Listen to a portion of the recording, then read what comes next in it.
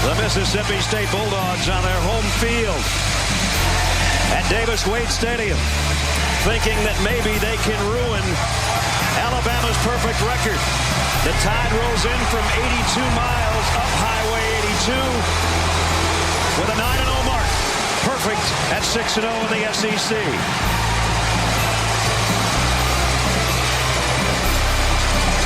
But on the other side is a team that had a week to prepare, coming off a victory 2 weeks ago over Kentucky.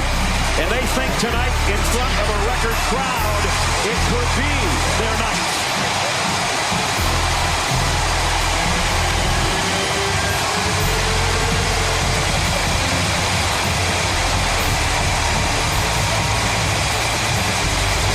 Mark Ingram, Heisman Trophy candidate and the top rusher in the conference, hoping to have another big night. But Mississippi State is laying for him. It's the SEC on ESPN.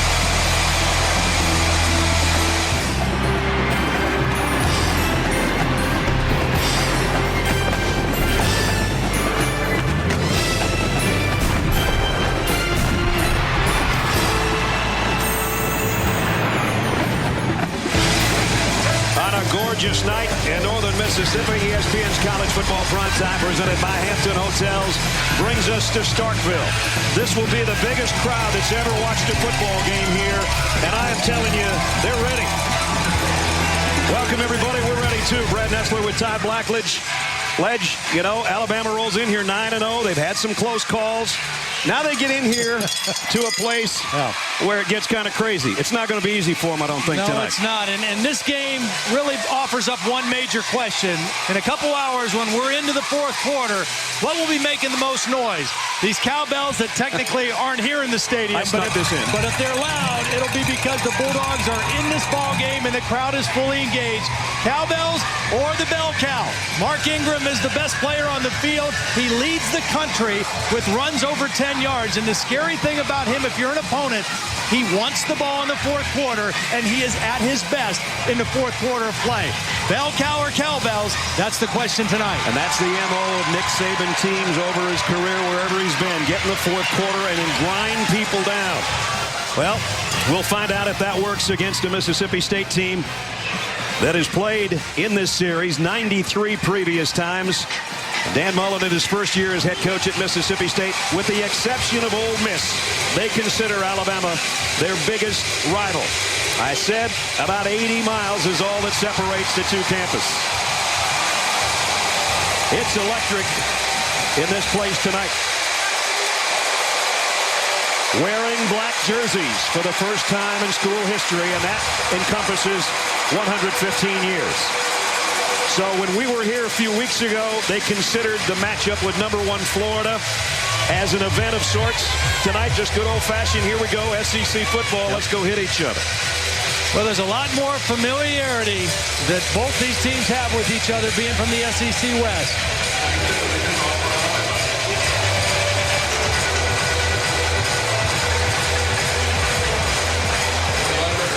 Alabama won the toss and deferred. So we'll see the Bulldog offense on the field first. Leon Berry back deep.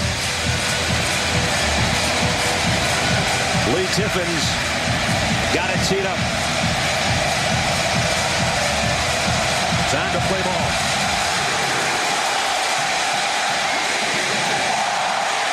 Memphis from the 2. And the freshman does a little sidestep across the 25 to the 26-yard line. Jeff Memphis on the return. So the little guy in the middle of that pack is Tyson Lee, the captain of the offense. 21 yards on the return. He's had moments when things have gone well, and as you can see, a lot of moments when they haven't. And that's going to be so critical for him tonight, taking care of the football. In order for them to have a chance, they must win the turnover battle tonight, and I think win it convincingly. It can't even be close. They come in -4 in turnover, while Alabama's +7. If that gives you an idea why one team's 4-5 and one is 9-0. 1st and 10 for the Bulldogs, their own 25. And here is Tyson Lee. And he wants it all on the first play of the game. Might have a flag. We do.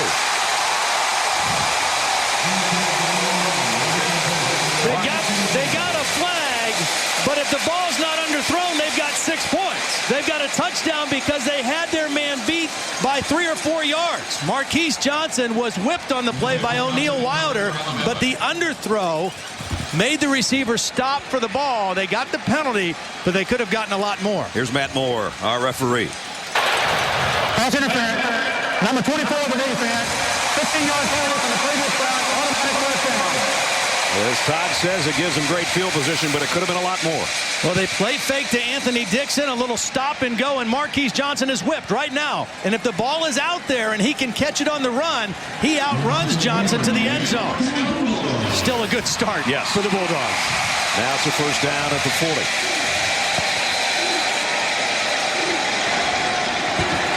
Again, a 4 wide receiver set. And now they shift to the pistol setup with a quarterback in the shotgun and the tailback behind it. Hanrahan, the fullback, will lead the way. And here's a great run across midfield. On his way, Anthony Dixon. 18 yards for the number 2 rusher in the conference. And I'm sure he's thinking, don't forget about me just because Mark Ingram's out here. Well, a lot of pride on his part, and he is the go-to guy for this Mississippi State offense. Anthony coming off a school record 252 yards a couple of weeks ago against Kentucky. And he's already the career record holder, having passed Jarius Norwood earlier this year. This time he loses about 3. Let's take a look at the Bulldogs' impact players coming into this one tonight. O'Neal Wilder, well, we saw they went long to him on the first play of the game, and it almost was a touchdown. Burnell McPhee leads the team in tackles for loss and sacks on the defensive front. And on the back end, the kid that we saw really shine against Florida with 2 interception returns for scores. Freshman Jonathan Banks back there at the safety spot. So Mississippi State already in Alabama territory at the 45-yard line. Play action. You don't make too many more miss, though, in that Alabama defense. Justin Woodall got him a pickup of 7. A nice quick throw by Tyson Lee. I mean, he's going to be under duress all night from this Alabama defense. And he knows that. He got the ball out of his hands quickly, and they got a good amount of that yardage back that they lost on the second down play. You see the starting lineup on the top of your screen as Lee will line them up on a 3rd down, at least with that 7-yard pickup. They could maybe manage to pick up a 3rd and 6. 3rd down has been a problem for them all year. Quarterback draw all the way. Lee broke 1 tackle. He's not going to get away, though, from Rolando McClain. Not many people do. Now 4th down, and this part of the field, you never know. They might just go for it. Well, again, they've had some kicking issues. Their primary kicker, Sean Broccoli, who's got the stronger leg of their 2 kickers, has been injured with a leg injury. Derek DePasquale has been the guy kicking, and he's accurate, but he doesn't have this kind of leg strength. That decision's being made right now. The only problem with going for this is if you don't make it, you give Alabama excellent field position to start. But it's kind of no man's land because of that kicking situation. And now they snapped the ball. He wasn't ready for it. And Alabama's got it. J.C. Brignoni snapped it, and Lee wasn't ready for it. And you know what? This, I don't know what happened on this. I mean, J.C.'s got that bewildered look on his face. The way it was snapped, it almost looks like maybe one of the Alabama players hollered something, and he went on the sound of somebody's voice, but it wasn't Tyson Lee. I tell you what, the whole offensive line took off, not just the center. So either Lee wasn't ready and didn't know the snap count. The offensive line all took off as one. Alabama takes over with a first down now. Their own 36-yard line. Greg McElroy in a shotgun, empty backfield. Quick slant, and that was a dangerous toss to Marquise Mays, incomplete. Mays had a big game last week against LSU. His career best 6 catches, 88 yards. Try to get him going early in the ball game. And they've been looking all year for another guy outside of Julio Jones to get the ball to, and Mays is starting to become that guy. He actually has more yardage and a bigger yard per catch average than Julio does. Second down and 10. The cowbells are ringing. Mark Ingram got about 4. Really, the question mark for Alabama certainly hasn't been their ground game, Todd. It's been the play of the quarterback. Last week better, but he had a couple shaky weeks before that. Well, he did. And, I think he got some of his confidence back last week. It wasn't a perfect game last week. He was better, but he still missed some throws that could have put some more points on the board. But he's a pretty confident kid. And you know what? Here's the bottom line. He hasn't lost a game as a starter since his high school days. Perfect his high school senior season at 16-0, and right now 9-0. Got Ingram out in the pattern as well. He's going to try to pick it up himself. He won't get there. Got to the 44, not enough.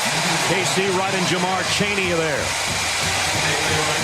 I like this KJ Wright. I mean, he is a big, rangy linebacker at 6'4", 245 pounds. He's going to be playing on Sundays here in another year or two. P.J. Fitzgerald, we look behind him, set to kick it away. Leon Berry's back deep.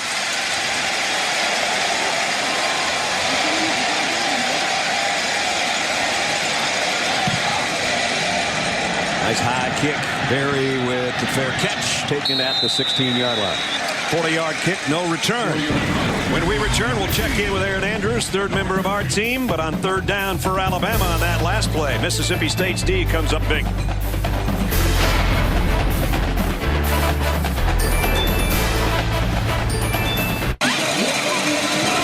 Nation gets to see the Starkville, Mississippi. Might not be the biggest, but is definitely the best college town in the United States. Between the pep rallies on Friday night with the players out there doing their thing. Coach Mullen, his radio show on Thursday night's become a big hit. And he's got the student body involved in this football program. Well, I'll tell you, they've been close. Yeah. You know, they played a very, very difficult schedule.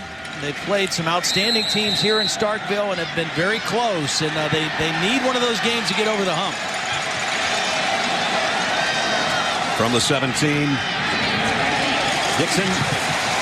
Another nice run, flag down. Kareem Jackson knocked him out of bounds.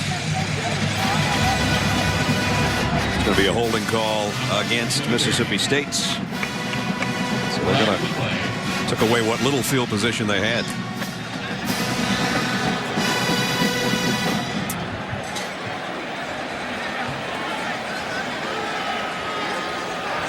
Holding. All right, we're having trouble with Matt Moore's referee. Mike, let's check in with Aaron. Brad, Todd mentioning a lot of these Mississippi State losses, very, very close games. And some of these players telling us yesterday the difference with this game and the Florida game is more confidence. But despite their confidence, guys, Dan Mullen coming over to the offense and telling them to relax. J.C. Brignoni saying Lee told him to just go. They told him to go, and they're trying to get out to the 20-yard line. So another nice play on a swing pass, and Dixon's doing all the work right now. And already, I mean, we were here for the Florida game, and Dixon is off to a better start. Way better. You know, the thing with this guy, he is a big physical back that has to run with a head of steam. And if you get to him and make him dance around or make him run sideways like Florida did, then he's not effective, and he gets frustrated. We saw him in that pep rally, and I said to him yesterday, I know you're a pretty good dancer, but when you dance around, you're not as good a running back. When he goes hard and gets that hole fast, he's a load. Lee fires, nice catch, and first down and a lot more. Chad Buffus, the freshman, they keep hoping that he's going to become their big play guy. Just went 24 yards. I talked to Kirby Smart before the game, and he was very aware of him. He said, you know, we recruited this guy. We liked him. And he's just going to run out here, catch a quick pass, and then turn upfield and break one tackle. He's working on the safety. Woodall shakes one tackle and makes a nice gain. That's his 27th catch of the year that leads the team, the freshman out of Tupelo. A lot of shifting going on, and the officials with a whistle to halt play here. I think there might have been an injured player for, Woodall was injured at the end of that play and was just getting off the field late. I think that's why they're resetting everything. And it looks like a finger maybe dislocated type thing. They're trying to pull on it, and he's not happy about it. Yeah, they're pulling Ouch. his finger, and he's trying to pull away. And, that's not one of those times when you say, go ahead and pull my finger. That's not good. That's not good. First down, meanwhile, for Mississippi State. Lee, they're going to run a little option here. And a pitch to Dixon. Dixon with a head of steam into Alabama territory. Pickup of 8.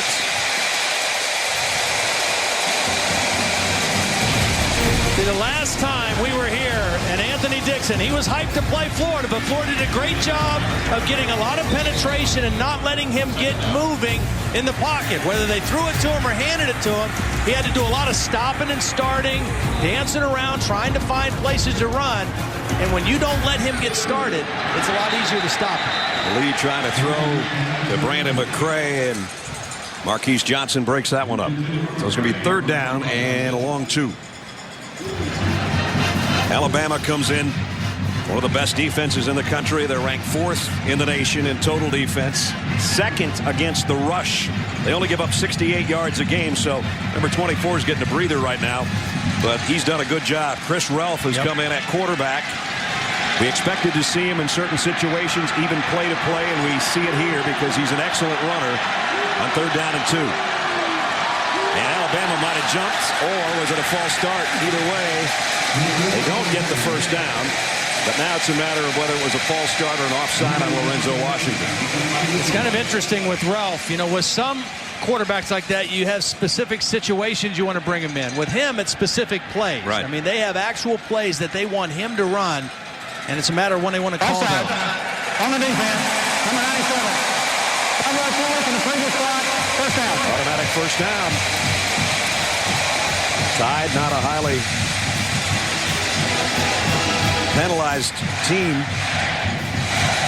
That 5-yarder cost him a first down. Woodall's back in there after you see the tape on his right hand. Those last 2 fingers now taped in the glove. We'll see if that affects his play in the secondary at all. Ralph stays in there at quarterback.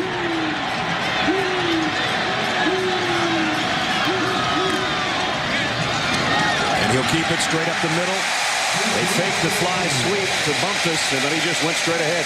I'll tell you, we expected to see Ralph, but I think one of the reasons we're seeing him even sooner than maybe we thought is because Mississippi State tonight is playing without one of their key guys, right. Christian Dupree, their backup tailback. And so they still need to rest Dixon and keep him fresh so we get some of those other carries with Ralph and also Arnell Stallworth, number 30, who is the third-team back. Just notice that Terrence Coley went out, so a big hunk of that middle on the defensive front for Alabama not in there right now. Tyson Lee back at quarterback. Takes one step, backpedals, fires, too high, and intercepted. Picked off by Mark Barron, his 5th of the year.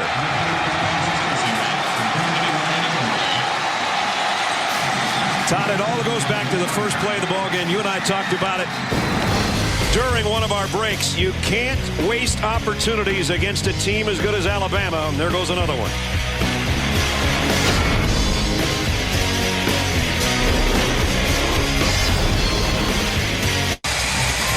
Mississippi State has had some very close games. They were at about the 6-inch line against LSU.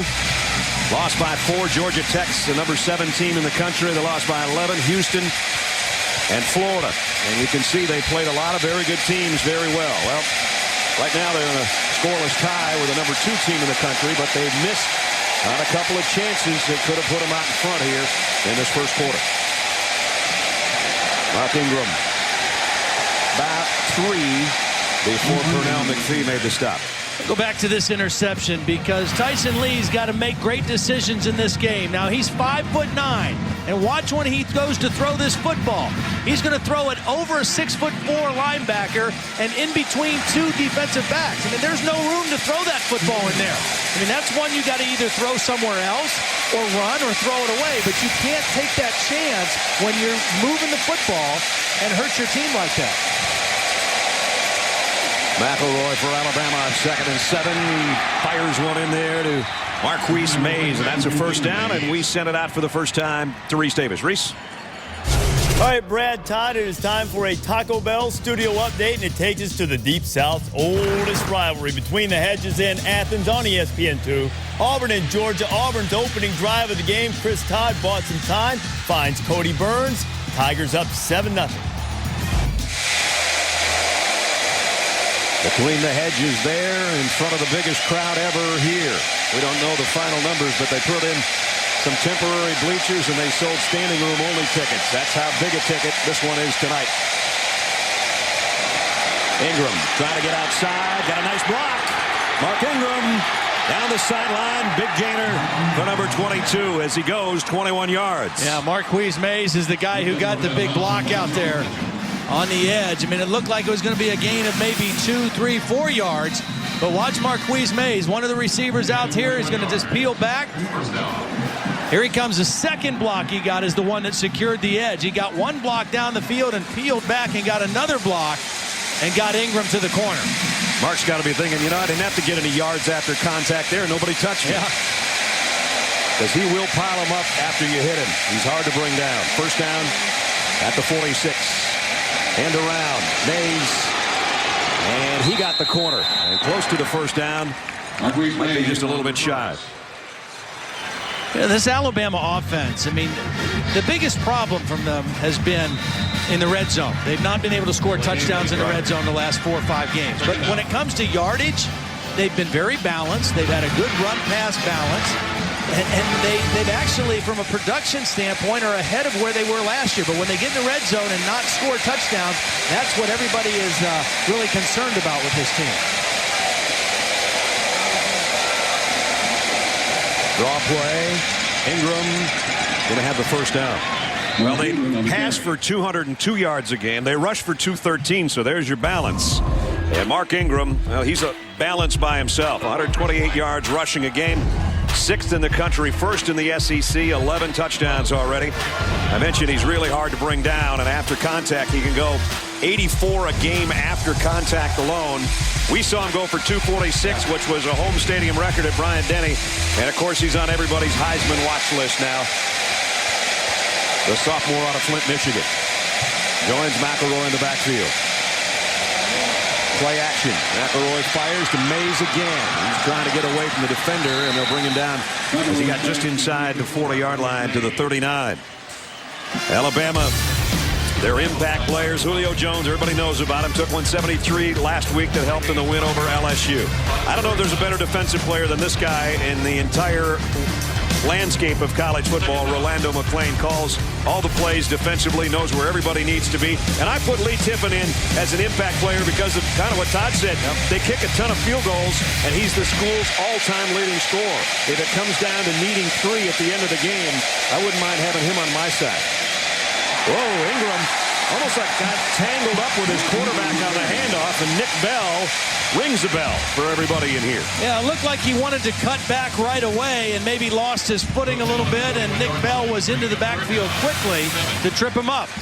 The big play by Nick Bell, because now it's 3rd and 7 for Alabama. Look, it looks like he wanted to try to make a quick cutback, and Nick Bell was able to get his feet out from under it. Nick's got the right last name for this stadium. I'll give him that much. 8th play of the Alabama drive. Ingram out. McElroy might be under a little bit of pressure here. 3rd down and 7. Julio's down at the bottom, the big receiver. He's looking the other way on a quick slant, but that's gobbled up by Chris White. Nice defensive play by the outside linebacker. Chris White for the stop. It's going to bring up 4th down and almost 4. Play game 3. 4th down. Well, Alabama's going to stay out there offensively. Mississippi State already went once on 4th down and snapped it to their quarterback when he wasn't ready. I'm sure Alabama's thinking, let's not do the same thing.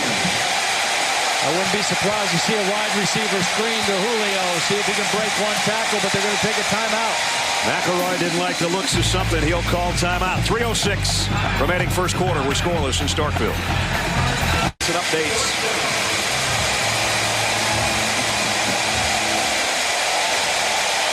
Alabama 9 of 12 on their 4th down conversions this year. They've got to get it to the 34-yard line of Mississippi State. McElroy all alone in the backfield. Here comes a blitz. The throw is errant. Wow, did he get caught? And Mississippi State takes over. McElroy's not up yet. Charles Mitchell. Charles Mitchell caught him right in the chest.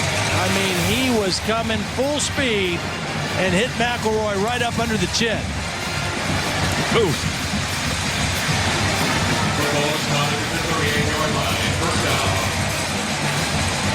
And it wasn't helmet first either. It was shoulder first. It was a clean hit and well-timed blitz by Mitchell.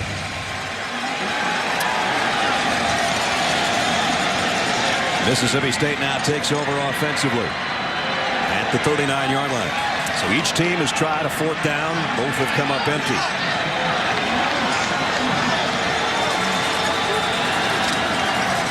The counter to Dixon. Maybe a yard. That's about it. Rolando McClain, the linebacker, made another tackle. Rolando comes in as the leading tackler for the defense of Alabama.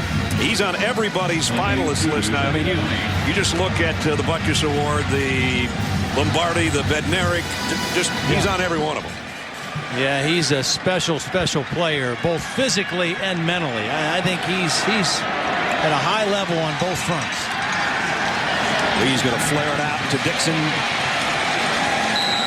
Brought down by Woodall. And it'll bring up another third down. You know, I think one of the greatest things I heard, I mean, you think about a great compliment. This was Javier Arenas, who's an outstanding player in his own right on this Alabama defense, said of McClain, said, imagine or picture Coach Saban being huge and able to play football. That's what it's like out there with Orlando McClain. Oh, boy. Talk about a coach on the field, yeah. Yeah, Nick is not 6'4", 258 pounds. Though sometimes his players feel like he might be.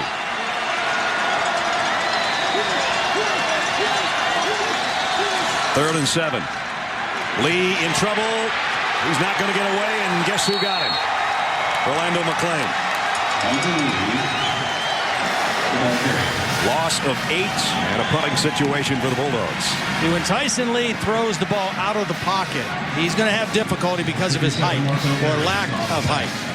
And so, but he did the smart thing of not throwing the ball into coverage. I mean, your defense is going to play with you and hold him in there.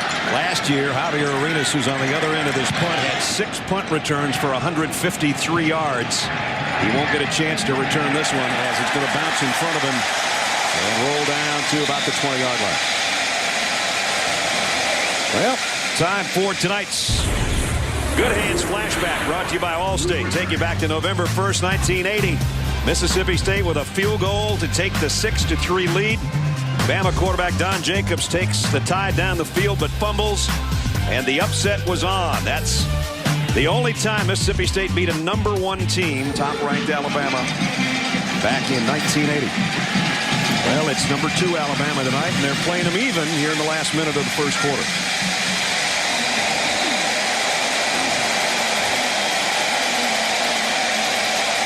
So McElroy, he took that big shot the last time he took a snap in the shotgun. Got him set up with the 20. Out to Ingram on a screen. Mark Ingram weaving through traffic and diving forward and almost got to the first down. Let's check in with Aaron. Brad, just an update when Greg McElroy came over to the sidelines. Really no Alabama trainers came over to him. He looked fine, but the one thing he's doing is stretching out that right wrist. I don't know if he got hit on it or landed on it. Again, he wasn't attended to by any trainers, but he keeps kind of moving it around, loosening it up a bit. A perfectionist, an admitted perfectionist in everything he does. He worries about the one class he didn't get an A in college. So sometimes he tries to be a little bit too precise with things. And he's going to keep it here and get a first down and a bunch more. Knocked out of bounds, but he's got it all the way out to the 45-yard line. Well, you got to keep that, any defense, honest when you run the zone play, and that's a quarterback's option on his own. If that guy chases the play, it doesn't respect the quarterback bootleg. In this case, Pernell McPhee didn't even pay attention to McElroy. That's what you have to do. Pull the ball and run and make that guy play honest. And the first quarter has come to a close. No score. Mississippi State on their home field, holding #2 Alabama in check, but the Tide moving offensively. We'll see how they do when we come back. The SEC on ESPN from Starkville. Mississippi State and Alabama doing battle so far. The two top backs in the conference pretty dead even. Anthony Dixon, 5 carries, 26 yards. On the other side, Mark Ingram, 5 carries, 29 yards. That's what we've seen so far from these two tailbacks. What we'll also see coming up in this quarter, Todd's taste of the town. And that's the way Todd usually eats. He misses his mouth once in a while, but nonetheless. Yeah. Well, my dad always said I right left-handed, throw right-handed, and eat with both hands. I've seen it. That's pretty accurate. Dad's right.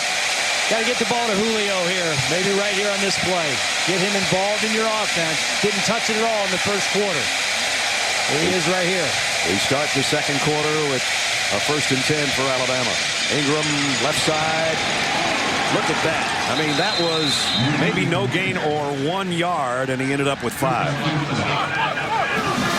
Mark Ingram and Anthony Dixon, with all due respect to guys like Tate at Auburn and Hardesty at Tennessee, these two guys are the best in numbers and in the way they played and carried their teams on their back. Both over 1,000 yards. Different in stature, different in styles, but without question the go-to guys for these two offenses. Mark's getting a little shoulder pad adjustment on the sideline, and Trent Richardson takes his spot in the Bama backfield. And here he comes. And he's close to the first down, fighting for about 4 yards. Kyle Love and a whole pound of Bulldogs trying to bring him down. Richardson, a guy that very well thought of on this team, too. Super fast. Had over 400 yards and 4 touchdowns coming into this game. And he was one of the top recruits anywhere. I mean, they expected him to really contribute a lot, and he is. But the fact that Ingram has played so well has just limited his touches. He stays in there on 3rd down and a yard.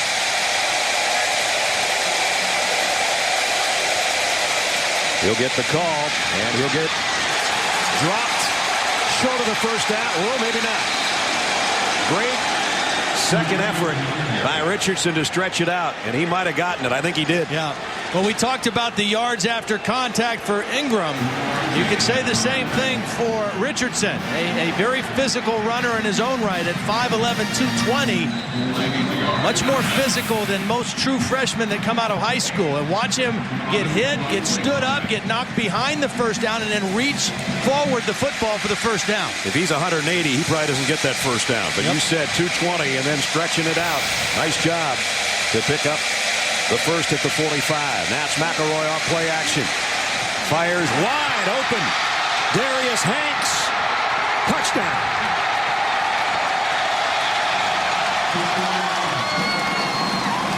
"45-yard career long for Darius Hanks, and Alabama's on the board."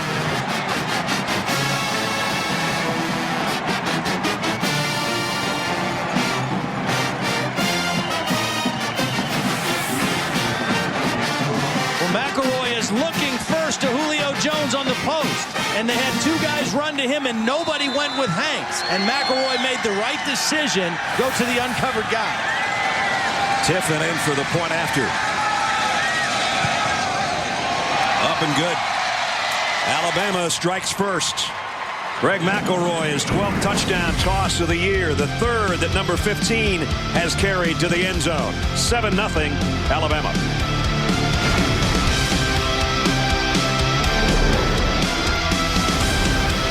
Down, served up by Applebee's at 7 o'clock. Darius Hanks caps an 80-yard march in 6 plays.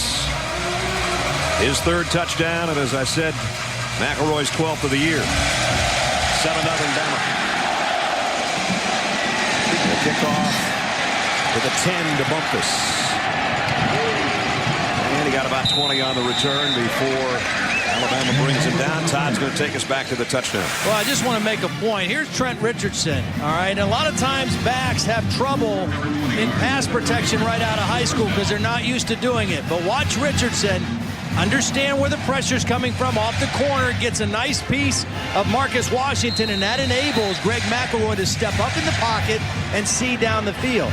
I mean, young backs, they have no trouble running it. Yeah. But that's what really snags them usually early on in their college career is learning about pass protection. No place to hide for Dixon that time. Anthony lost to about 5. Eric Anders did a great job of getting into the backfield, getting penetration, and stopping his feet, and then making them start to dance and move and look for a different place to run.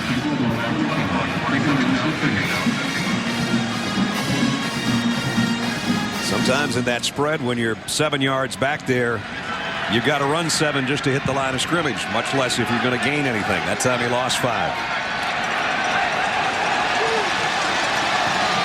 Career rushing leader here in Starkville, having passed Jerry Norwood. Ralph is in at quarterback, and he'll pitch it on the end around. Brandon Heavens out at about the 35. This was just a moment ago. Trent Richardson on the sideline with Greg McElroy. And he's telling him, way to pick up that corner blitz that Todd just showed you on the replay. It's hard for a back to play in college football today if they don't understand pass protection, if they're not willing to do it. Here's a draw play. And again, Anthony Dixon having trouble getting the head start. He did get 3. Marcel Darius brought him down. See, but he can't get frustrated. He just smacked the ground, and that was a problem in the Florida game. He got frustrated. When he got frustrated, he started trying to do too much and not working within the offense. He's just got to realize, you know what? This Alabama defense is for real. Right. They are going to make life very difficult for us, but we can't abandon the run, and I can't abandon the discipline I need to run our offense. Now, both Javier Arenas and Julio Jones are back waiting on Heath Hutchins' punt. High snap. Oh, man. Well, Arenas fielded it and said hello to Marcus Washington. I'm not sure that was worth not calling fair catch. It hurt way up here. Well, Anthony Dixon frustrated. He admitted that to us yesterday, but as Todd said, he can't be that way.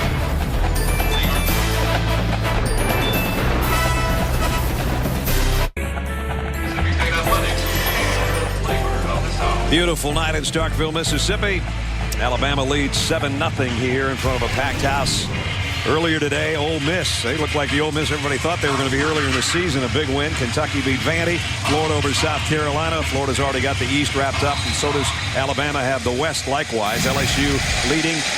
Auburn's got a 2-touchdown lead on the other dogs from Athens. Here's 7-0 over the Mississippi State Bulldogs. McElroy swing pass to Ingram.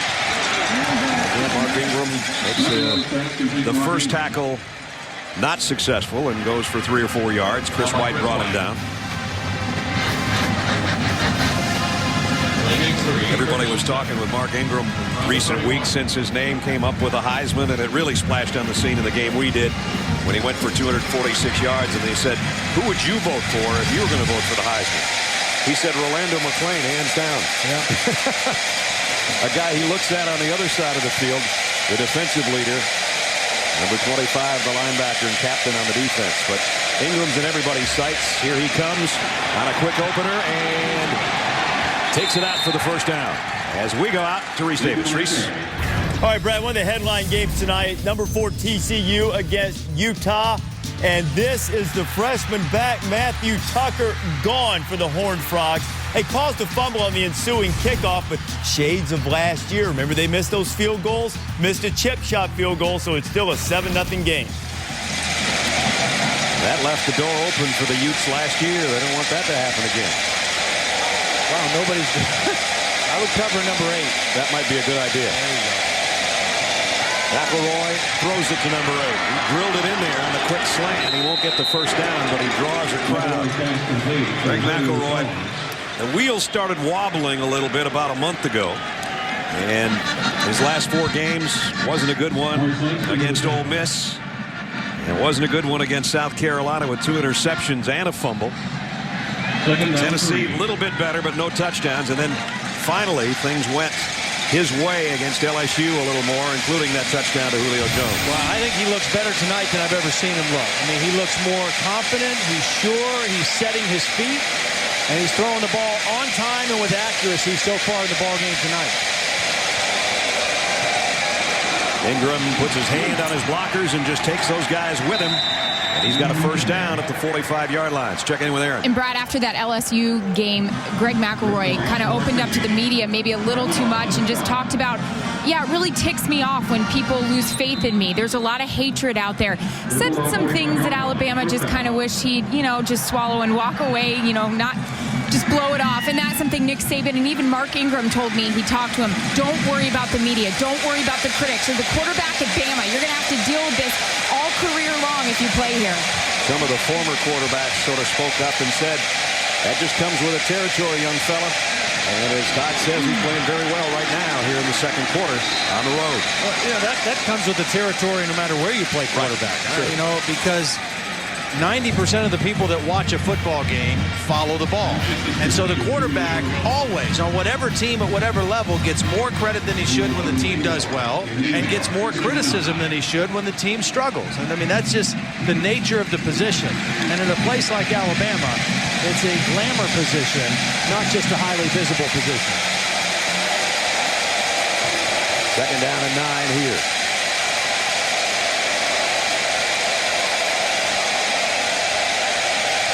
Mays has been his favorite target so far tonight. They'll keep it on the ground. They pull out in front of Ingram. He's wrapped up by Jamar Chaney. And Chaney, the middle linebacker, makes his stop. We talked a lot about McElroy and his numbers. We got a little kind of a blind quiz here for you. Entering today, here's a quarterback comparison. As you can see, the numbers are fairly even. Completion percentage a little better on number 1. You would never believe that, would you? Yep. No. Of course, Tim Tebow added to those numbers again today as Florida beat South Carolina. He's got a lot of rushing yards, obviously. Third down, and the cowbell's getting louder.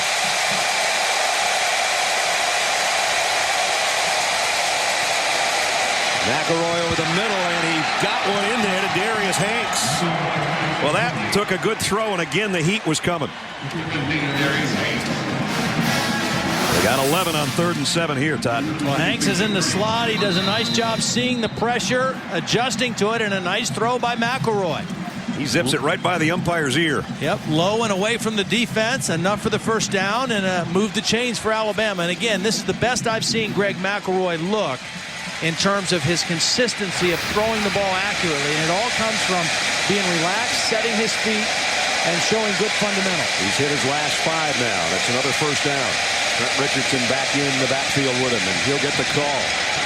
Richardson broke a tackle, cuts outside. Here he goes. Looks like he's wearing number 22's jersey, but it's really number 3. 18 yards for Trent Richardson. Well, the same can be said for both of these guys. If you want to bring them down, you better hit them low. If you try to hit them high and bring them down and wrap them up, you're not going to make it. Defensive coordinator Carl Torbush told us yesterday, you better get them below the buttocks. Yeah, you better wrap them up below the buttocks if you want to get them on the ground. As only Carl could say it. Not as good as, we didn't do it as well as he did, but here's Richardson again, and nobody got him below the buttocks. He got 8 more, maybe 9. J.J. Wright finally tripped him up. Well, I'm impressed with this young guy, too. I mean, Ingram is outstanding, could possibly win the Heisman Trophy, but this guy is going to be special as well. Richardson will go out, and Ingram will come in.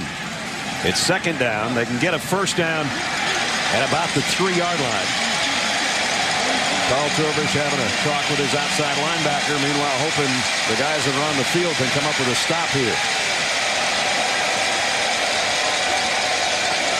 Ingram straight up the middle. Got it first and goal. So you know what's amazing, too, about this Alabama football team? Their offensive line, everybody thought coming in that was going to be an issue for them. They replaced 3 starters. Andre Smith, the left tackle, was a first-round pick. Antoine Caldwell, their centers in the league. Marlon Davis, their right guard. Well, they replaced 3 starters, And coming into tonight, they had actually rushed for 69 more yards on the ground through 9 games than they did a year ago. And they'd only given up 9 sacks. Shades of William the Refrigerator Perry. Cody's in as a lead blocker on offense for Ingram. 1st and goal, Alabama. They go behind him, and Ingram goes into the end zone for the touchdown.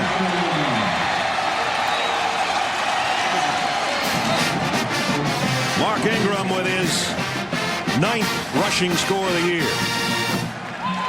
And he's hurt.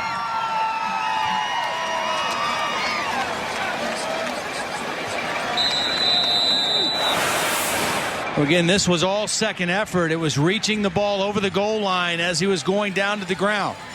He's hit, he's stopped, he drives, and he reaches the ball past the goal line, and his helmet gets knocked off in the process. Not only did he take a big hit right on the crown of his helmet to break the tackle, but then when he hit the goal line, as Todd said, in the pileup, his helmet came off, and then a couple of guys landed on him. And Terrence Cody's going, I hope the little guy's not hurt. He might have even cut his forehead, it looks like. Well, that's how tough he is. Comes off, meets his head coach without his hat on as he's going to head to the sideline. And they may need a butterfly or something on his forehead. I know Aaron will check on it for us, but we couldn't see exactly on the bottom of the pile. With that, with the gauze up there, you assume maybe he cut his forehead as well. Tiffin's extra point is good. Well, 14-0, Alabama. Mark Ingram sort of the taste of the town in Tuscaloosa, but however you chop it or scoop it or taste it, Todd's taste of the town is what we're going to have when we come back.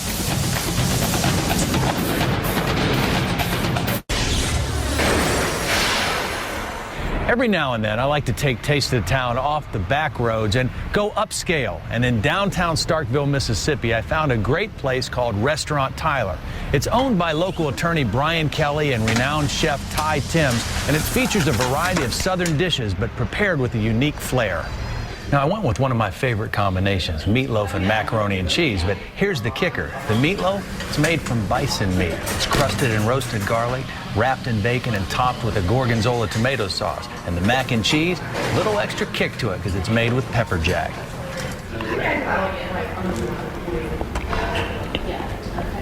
That's what I'm talking about. You are one you're a mac and cheese guy. Mac and cheese, I do, and that was special. Yep. Pepper jack. I love pepper jack. Love mac and cheese. Love meatloaf. That was a great combination. But having the bison, and a lot of us did. In fact, so many of us had the bison meatloaf. By the time the check came, it was a Buffalo Bill. You know what I'm saying? Wow. It was. A Buffalo Bill. Everybody had it. It was awesome. Yeah, well, and you know, the thing is, too, my stomach, I had to give my stomach a break for a while. I'm ready to go after the wild stuff again here now, too. So that was great. And I'm glad we got to do it. We were here a couple weeks ago and didn't get to air the Taste of Town, so it worked out perfectly for Restaurant Tyler. If you want to win a $100 gift certificate to Restaurant Tyler, log on to ESPN.com, search Taste of the Town. Tell us why you deserve to win. You might be going where we went for that fine cuisine. Kickoff now at 14-0. And it's Bumpus from about the 2-yard line. And then Chad gets out across the 20, maybe to the 23 as we check in with Aaron.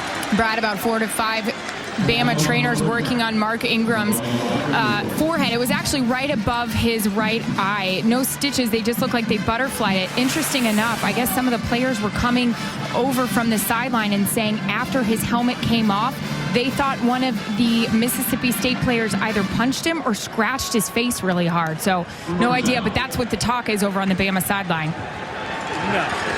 Well, it looked like Charles Mitchell was the last guy to hit him, but when I looked at that replay several times, it didn't look like anything dirty. It just looked like he was the last guy to make contact, and his helmet was off. There's neat Angelo Dundee over there on the sideline. Yeah. He's a cut man. Burgess Meredith, right? Burgess Meredith. Cut me, Mick. They're still working on Mark Ingram. They'll need one of those for Manny Pacquiao and Del Cotto, I guess, later on tonight, too. 4:10 left in the half. 14-0 Alabama. Well, Mississippi State needs to get something going. 3 and out their last 2 series. Of course, that's what Alabama specializes in, but they got to rest their defense some. They've tried to do it with the backup quarterback and still not getting much. Let's check in with Reese. Brad, I just want to get you up to date what's going on in the family of networks. Deep South's oldest rivalry. Georgia's answered a couple of Auburn touchdowns. It's now 14-7 on ESPN2. Over on ESPNU, LSU has a 10-3 lead on Louisiana Tech. Jarrett Lee started that game at quarterback. Has thrown a touchdown pass to Brandon LaFell. All right, we'll see Reese at halftime with the guys 3.5 minutes away. Another 3rd down.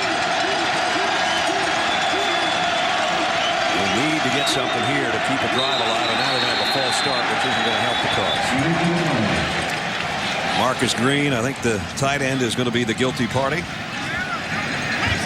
Matt Moore will tell us about it. Start of the snap. False start. Number 32 of the offense. 5-yard penalty from the previous spot. 3rd down. Well, before we snap it again, we've got time for tonight's trivia question. Davis Wade at Scott Field is the 2nd oldest on-campus stadium in the FBS. What's the oldest one? So we're in the 2nd oldest. The oldest one, think about it. I could give you a hint, but nah. 3rd down and long. Well, you get some extra time to think about the Aflac trivia question because we've got a timeout. 3rd and 11. Coming back at Mississippi State in a moment. The SEC on ESPN. We're in Starkville, Mississippi tonight. Beautiful night for football. Not going so well for Dan Mullen and his Bulldogs so far. They haven't had a first down in about an hour since 8:30 remained in the first quarter, and they are going to really have to struggle to get this one because it's 3rd and 12. Tyson Lee at the controls. Has time. Floats it over the middle. It's incomplete. Mark Barron, who's got an interception tonight, makes the play defensively. Well, and the only thing is, there's still 3:02 left, and Alabama's got 2 timeouts, so it could get worse unless Mississippi State's defense can do something about it. Well, a lot of time for Alabama's offense, but the first thing that Mississippi State has to do is make sure they cover this kick to Arenas. The last time they knocked him off his feet as soon as he caught the football, but ever dangerous and really broke this game open a year ago. Mentioned earlier, had a 46-yarder and an 80-yard touchdown return last year. This time, fair catch again, but it's way up at the 46-yard line. At 2:55, great field position for Alabama with a 2-touchdown lead. The last week in Texas, Jimmy Johnson had a little trouble on the turn and then into the wall, and with that, he lost 111 points. Sort of wobbled into pit row. They pulled that baby apart. They got to get these guys to work on Aaron's car. Patched it back up, got it back out there, but he finished 38th. So he lost a whole bunch of first place points to Mark Martin's only 73 behind now. So the sprint's getting interesting. 2 races remain in the chase. It all comes up tomorrow on ABC. What's the matter with Aaron's car? Oh, somebody ran into the back of her. She wasn't even in the car, so she's not injured, folks.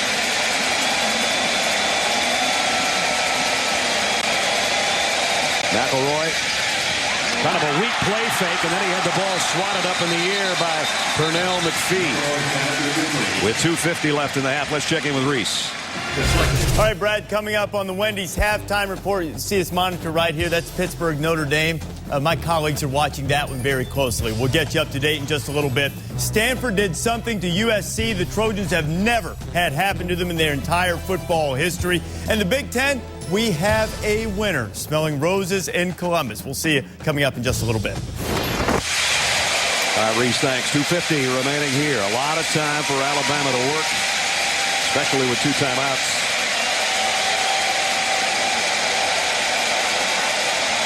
Richardson made the first man miss, but they swarm him after about a 2-yard pickup. McPhee made another stop there. Again, Mark Ingram over on the sideline after having scored that last touchdown. He's got his helmet back on. But it's Richardson who's carrying the load right now with 2.5 to go in the half. Against 2, 3rd down and 8. Well, now they're both on the sideline because it's 3rd and long. Upchurch will actually come in, number 5, to join McElroy in the backfield.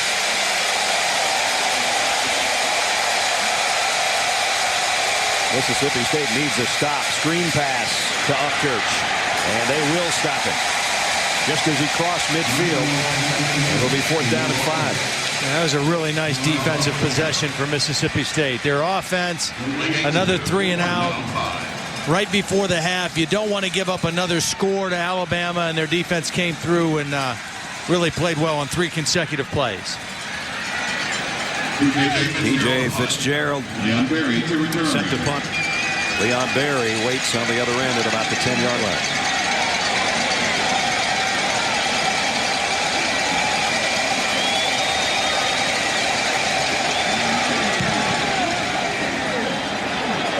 Berry's going to get out of the way and hope it gets to the end zone, but it will not. Great play down there by Alabama special teams. Dre Kirkpatrick, I think it was the guy that got down there. 47-yard punt dropped at about the 2-yard line. Yeah, that's outstanding effort. Kirkpatrick is somebody that Nick Saban is really high on as a cover corner. Tall, rangy guy at 6'3", and did a great job of knocking that ball back into the field of play. So 1:18 remaining. A little bit earlier we asked you tonight's trivia question. Davis Wade, where we are here at Scott Field, second oldest on-campus stadium in the FBS. What's the oldest one? The hint was going to be team that's going to the ACC championship in Tampa December 5th. Bobby Dodd Stadium, Grant Field in Atlanta, Georgia Tech. Built in 1913 as the oldest on-campus facility. Our congratulations to Georgia Tech, Coastal Division winners in the ACC. They'll play. It looks like Clemson. If Clemson can win one more, or if BC loses tonight, Clemson a winner earlier today too. So that could be a rematch of a really good Thursday night game we had on ESPN earlier this season for you. But how about the job Paul Johnson's done? I know Nick Saban would look at it and say, that's good coach.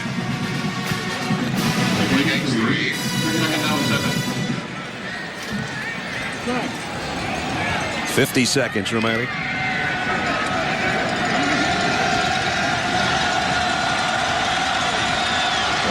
A late mistake here. Tyson Lee, as the Bulldogs shift, will come up under center.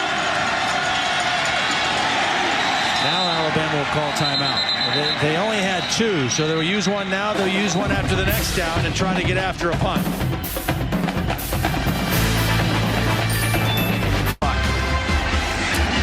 Now Rolando McClain, a lot bigger than Ray Lewis. 260 pounds almost, and 6'4". He's a leader of this Alabama defense. But we'll have one timeout left, and they'll use it right now. 26 seconds. They're going to force a punt by Mississippi State, trying to get more points before halftime. Todd, a couple things here. If they punt from the end zone, Mississippi State, if they hurry it too much, you give Arenas a chance to maybe catch it on the fly and take off. Even if he gets it way in the air, you got one of the best field goal kickers in the country, and you still will have, maybe 20 seconds to work with. And if I'm Alabama, rather than try to go block the punt, I try to block it up and give Arenas the best chance to make a huge play for you right here. He hasn't really got a chance to run with one. Hold those guys up and let 28 make a play. Let's see if Hutchins can get a hold of one. The rugby kick. They'll go to the sideline with it, just try to keep it out of Arenas' hands, but he takes it on a hop at the 48. Whoops, flags down. I think they're saying that he called, or somebody called fair catch, and then he tried to advance it. So that didn't work out very well for Alabama.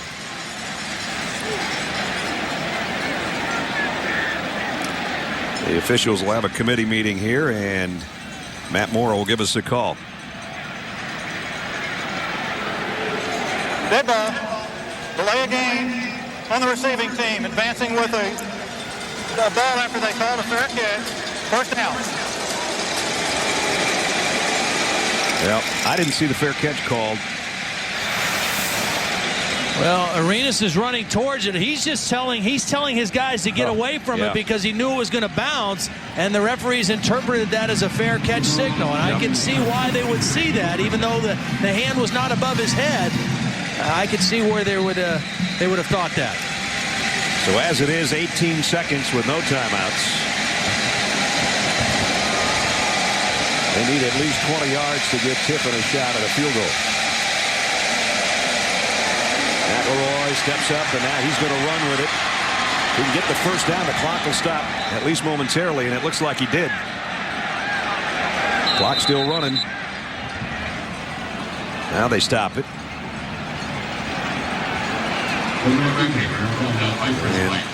And they'll probably spike this thing as quickly as they can, and once it's ready for play, unless they're going to measure. Well, and K.J. Wright, the linebacker for Mississippi State, is not only banged up, his shoes off. He was trying to get his shoe on quick. He's coming out of the game now. So they will bring the chains on. Right now where they've got it spotted with our line, it's a first down by about the length of the football, but we'll wait and see. It's at least that. It's exactly that. So first down. Now they still can't snap the ball until the chains are back on the far side. So those guys have to hustle over into place, and that should give Alabama time to get in their formation. Kind of a break that they got the measurement. McElroy trying to throw a quick out. Got it to Jones. Not enough time. They ran out of time. One more second, and they might have had a shot at a long field goal. Well, Coach Saban used his timeouts about the way he wanted to, but again, Arenas, with what the officials thought was a fair catch, probably negated any chance to put 3 more on the board before halftime. And Alabama will have to go to the locker room with a 2-touchdown lead, and I'm sure they'll be happy with that anyway. And that guy, Anthony Dixon's got to get back in gear in the second half. Let's check in with Aaron. Coach, we haven't seen Mark Ingram since his head injury. What's his status? He just has a cut over his eye. He's fine. He could have went back in the game. He'll be back in the second half. Saw you having a long chat with your quarterback there. Threw consistently in the first half. What did you think of his performance? Well, I think we moved the ball well. I mean, we've controlled the ball. I think that's important against them. We got to keep playing good defense. So, we got to play for 60 minutes in this game. And, our defense played better after they got settled down after the first couple series. All right, thanks, Coach. They definitely played better after that first couple series. In fact, pitching a shutout right now at halftime. 14-0, second-ranked Alabama in front. Time for the Wendy's halftime report. Reese, Lou, and Mark standing by, fellas. ESPN with a half to go.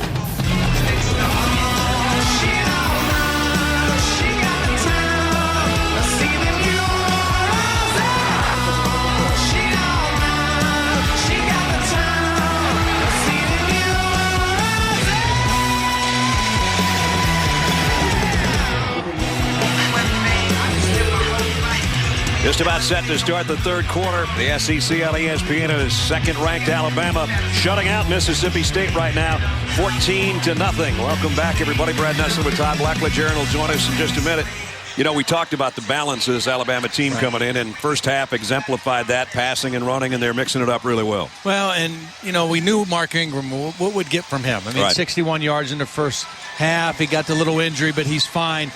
Greg McElroy was the difference, I think. 10 of 13 and a touchdown. And Mississippi State, they knew they were going to have trouble against this defense. Only 80 yards of offense in the first half. And Alabama is showing its mettle. I mean, they're solid on defense. They're balanced on offense. And they know how to grind out wins.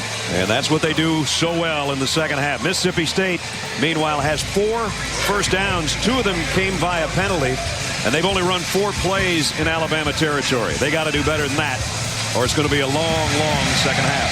And Alabama will have the football first to start the third quarter on the kickoff as Arenas takes it at the 7-yard line. Arenas weaves his way past the 30 and out to about the 31. That's where Greg McElroy and company will go to work. Todd says this is the best he thinks he's seen him, and here's some of his action for the first half. Well, the reason he looks the best I've seen him is he's setting his feet. I mean, he's decisive. He knows where he wants to go with the football. He's not drifting when he throws. He's stepping up in the pocket. He also ran the ball 3 times for 30 yards in that first half. So he showed excellent decision-making, decisiveness, and then accuracy throwing the football. And he's got his main tailback back in there with him. Ingram's in there as Coach Saban told Aaron, go to the locker room. He's okay. He'll be back out there. There he is. 59 yards in the first half. But the second half is when he becomes a different player, and he might end up with 159 before it's over. He's only going to get back to the line of scrimmage this time, though. It's not that Mississippi State's defense doesn't know that. And Carl Torbush, I'm sure, reminded his guys at halftime, hey, you got to wrap up number 22 here in the second half of the ball game. Mark Ingram tonight. Well, 61 yards, and the thing about it is, I mean, he just keeps coming at you. And Mississippi State, I think, for the most part, did a pretty good job of accounting for him and knowing where he is. But again, he gets better as the game wears on, and he's just so difficult to tackle. Gets stronger as this game goes. McElroy, this time in the pocket, found some trouble, and a nice job by the Bulldog defense. KJ Wright and Kyle Love get in there to bring him down as we check in with Aaron. Brad, I spoke with Dan Mullen coming out of the half. I feel like you and Todd were listening the whole time. The number one message to his team right now, keep fighting. But defensively, he said, they did a decent job, but he mentioned, just like you guys, Mark Ingram, you have to wrap him up, especially here in the second half. And boy, they did a 3 and out to open the third. That would be huge for the defense. And the psyche of the entire team, I think. And it would give them decent field position to start their first offensive possession as well. McElroy steps up, throws short across the middle to Mays. Broken tackle. He's got the first down. He's got a bunch more.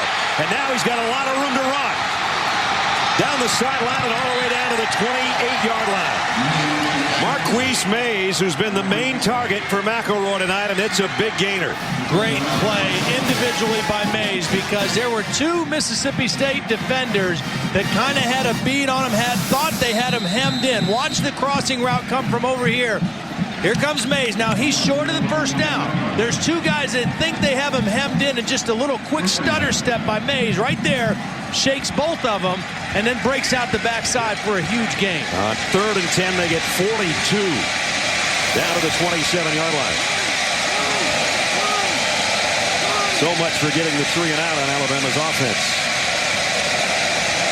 Now it's more of Mark Ingram with those big guys out in front of him. And he just falls forward for 3, almost 4. Chris White, the outside linebacker, made the hit. I was in Tuscaloosa on Thursday, and I talked to Nick Saban about Mark Ingram, and I just asked him, what makes him special? He says, well, he's powerful. He can run behind his pads. I mean, he's faster than people think. He's got good quickness in the hole. But the thing that really makes him special is his competitive spirit. I mean, he's such a great competitor, and wants the ball in crunch time, and that's really what has propelled him this year as much as anything. Second down, it's a high snap, but he gets it to Ingram. And maybe 2 more on the carry. Bring up another 3rd down situation here in the opening 3 minutes of the 3rd quarter. Here's that high snap. McElroy did a good job to get it down and then get it in the gut of number 22.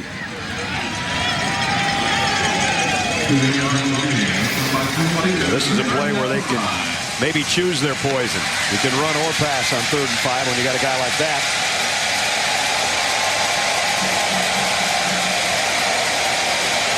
Again, Mays has been McElroy's main go-to man tonight. Ingram's going to flush out as a wide receiver to the top of your screen. Quick slant intended for Mays, incomplete. There was too much congestion over there. They had the lineman over there trying to get set up to lead the way. And McElroy missed him, so Tiffin will come out to try the field goal. Leading scorer in Alabama history right here, number 99, and he has been brilliant this year. 23 of 26. One of the finalists for the Groza Award. It goes to the top place kicker in the country. He'll try a 39-yarder here. Trying to add 3 more to the Bama lead, and he got it from just inside the right upright for Lee Tiffin. So it's 17-0 Alabama.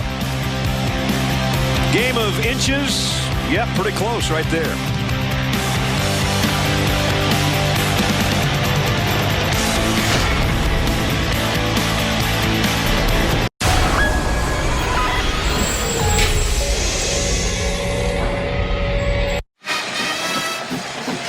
ESPN's College Football Primetime presented by Hampton Hotels.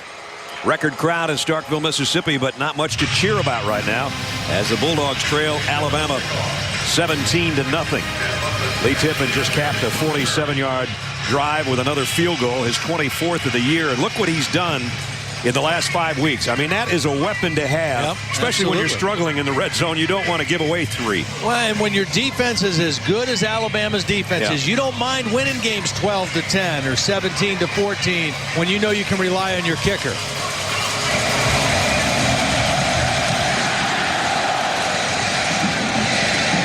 Bumpus will take it at the 11 and just streaks up the sideline. Bumpus!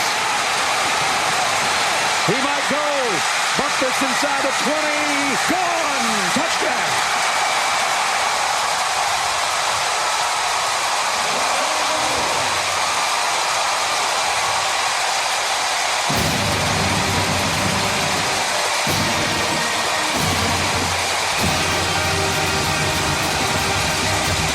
That's how you get back in a game in a hurry.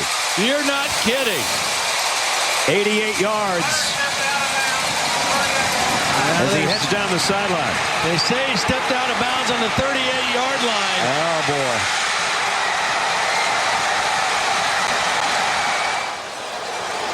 So it's coming back, but still thrilling return and great field position for the Bulldogs.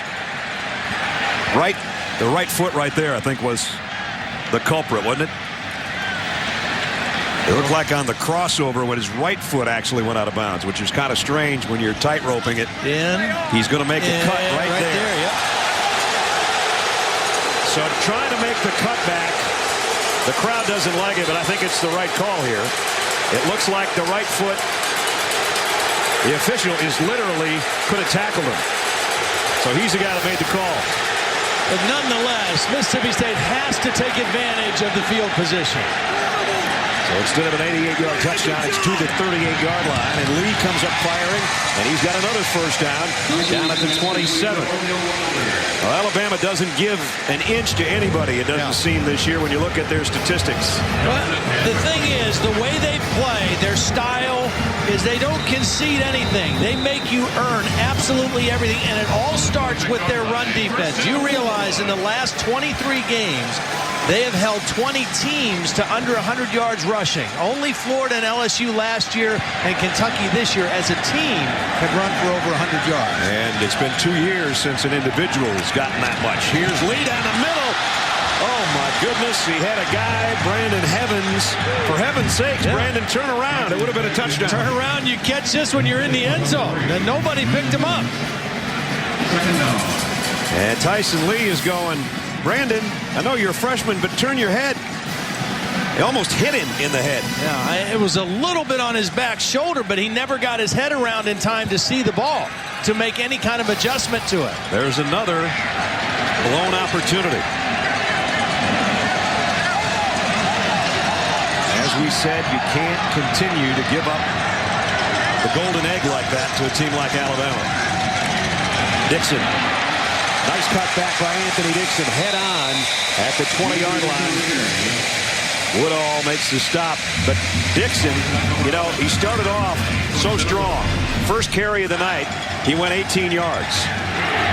But then it was 10 carries for 13 yards up until that last one that was positive yardage. Well, and the difference was early on, Alabama wasn't getting penetration, and he was getting a full head of steam. And since that time, they've been able to get penetration in the backfield and make him stop and start, and that is really not his specialty. Huge 3rd and 4 right here to try to keep the drive going and get some points. And they only got a yard, maybe none. Kareem Jackson, and that's 4th down. Brought down by Kareem Jackson. Well, you got to go for points here if you're Dan Mullen. I mean, you've gotten an opportunity to get on the scoreboard. They didn't get what they wanted on that 3rd down play, but you got to get points. The only thing you worry about a little bit is your kicker, because you've got 2 of them. DePasquale is the guy that they're going to use. He's 7 out of 8 on the year. Remember, we talked about it earlier. Sean Broccoli normally would be kicking, but he's been battling some injury problems. And they miss it to the left. Just like that, another opportunity goes wide left. Wow. What could have been an 88-yard kickoff return for a touchdown becomes a stalled drive and becomes a missed 36-yard field goal. Still 17-0 Alabama.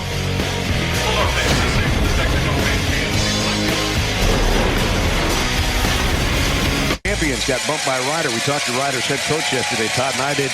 Next week they got Virginia and Kentucky. I mean, that's a heck of a schedule to open up, and they're off to a great start. Here's a direct snap to Mark Ingram. We saw Ingram do this against South Carolina when the whole fourth quarter was basically him taking those direct snaps and running the ball. Speaking of college basketball, don't forget, all day Tuesday, 24 hours of hoops on ESPN. I'm going to be at Duke. Jimmy Dykes and I will be at Duke, but there'll be games all day long, starting with after Monday Night Football on Monday night. So it's actually more than 24 hours of hoops. And, you know, we're only doing, folks, 1,100 basketball games on our family networks this year. So you might want to start off by watching the first 10 or so straight. Ingram again in the direct snap. Goes off right guard, and he's got a first down. And we go off to Reese Davis. Reese.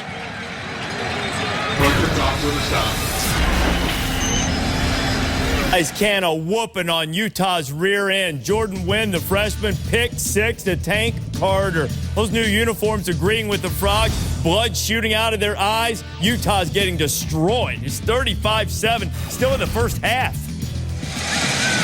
Wow. The Horned Frogs are lighting up the Utes. Here it's Alabama shutting out the Bulldogs so far. Ingram took a big hit from Jamar Chaney. Picked up maybe 4. I tell you, I like the way Jim McElwain is mixing things up. Offensive coordinator for Alabama.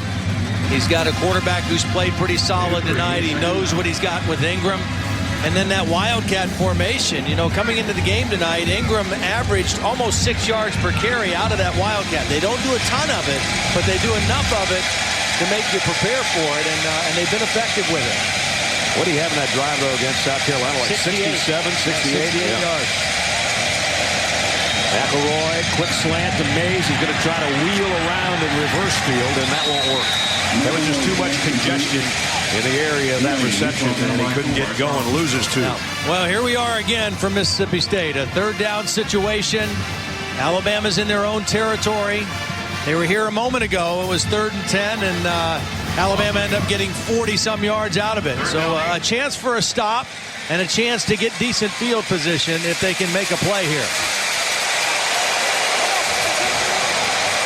Ingram to the sideline with the extra wideouts in. Then another quiet night for Julio Jones. Down to the bottom of your screen, number 8. And Alabama's going to take a timeout. 3rd down and 8 coming up for the Tide. Not a happy camper as head coach on the sideline, but his team is in front 17-0. Starts with Monday Night Countdown served up by Applebee's at 7. Right now, Alabama would like to serve up a 3rd down. Mississippi State would love a stop. Well, Mississippi State showing pressure. There's no safeties back here. I think they're going to pull out of this, though. They do. McElroy has time. Over the middle. Tipped. Incomplete. So the Bulldogs do get the stop. Jonathan Banks, nice play he made on Marquise Mays. Jonathan Banks, one of our impact players, just a freshman, tall and skinny, but he really knows where the football is. Well, Mays is going to run the in route, and they came with a little confusion on the route. Julio Jones broke out. Mays came in, and just a little bit high on the throw by McElroy. So the punt, fair catch. The run up to make the fair catch is Leon Berry at about the 31-yard line. Well, 17-0. So missed opportunities so far. The key tonight for Mississippi State. Yeah, I mean, this was the first play of the game. They had him beat for a touchdown. It was underthrown by Tyson Lee. Then they had the kick return by Bumpus. You know, their offense isn't doing anything now. That could have been a touchdown called back. Then the throw to Evans, where Evans didn't turn around. They say, well, at least let's get on the scoreboard. And they miss a field goal. And against a team as good as Alabama, you must capitalize on any any opportunity that you get. And they've got to get something going with their offense. Tyson Lee in there, quarterback from the 32. With Dixon and Stallworth joining it. Dixon, this time he's got some room. Out across the 45. So he breaks one open there for 14 yards. Again, he's just got to stay calm. I mean, he's got to keep running and just kind of stay where he needs to go. The right guard's going to lead him up through here, and Dixon just got to get right in his hip pocket and stay right in that gap. And that time it was well executed inside by the blocking by Mississippi State.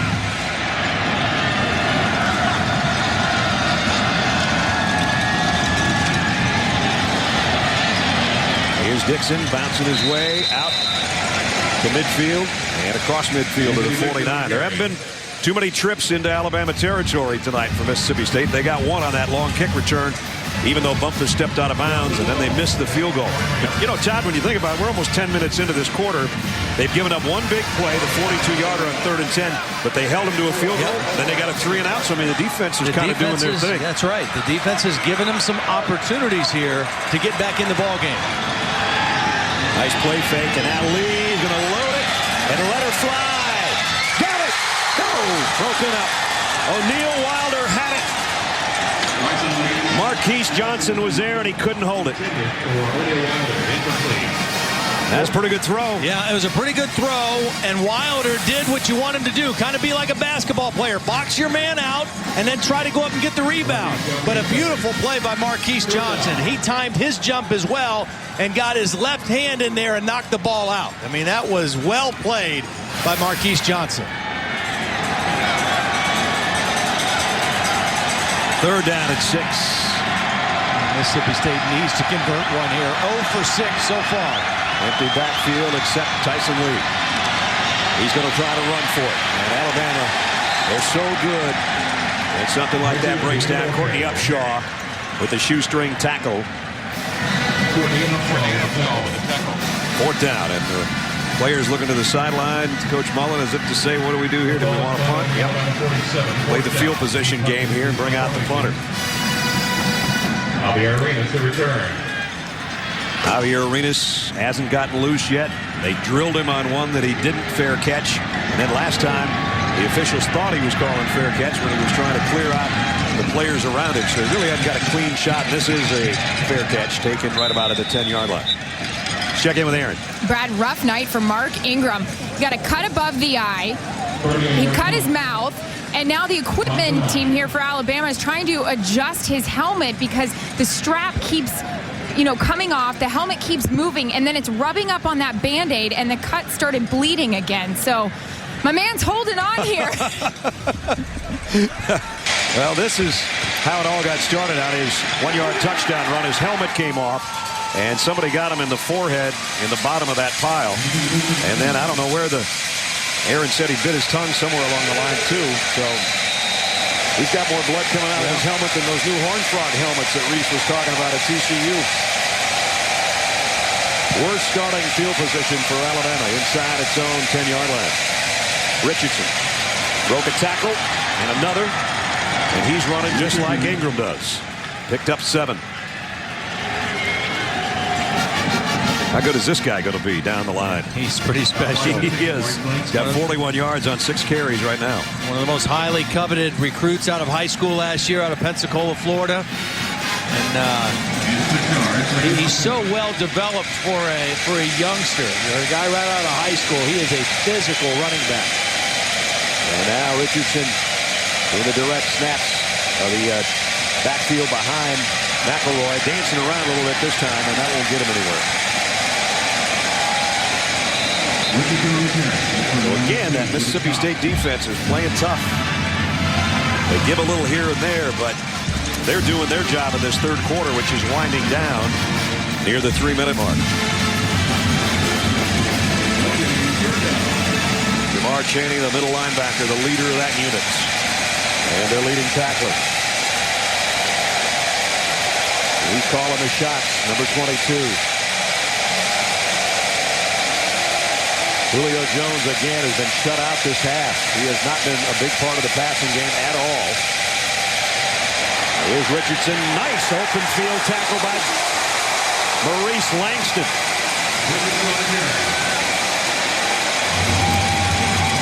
You know, if you're coming up to hit one of these backs, you better do it with no hesitation, and that's exactly what Langston does. Watch Richardson. I think he got fooled by Langston. Langston came flying at him and didn't back away, didn't slow down, didn't break down, went right for the legs and wrapped him up where?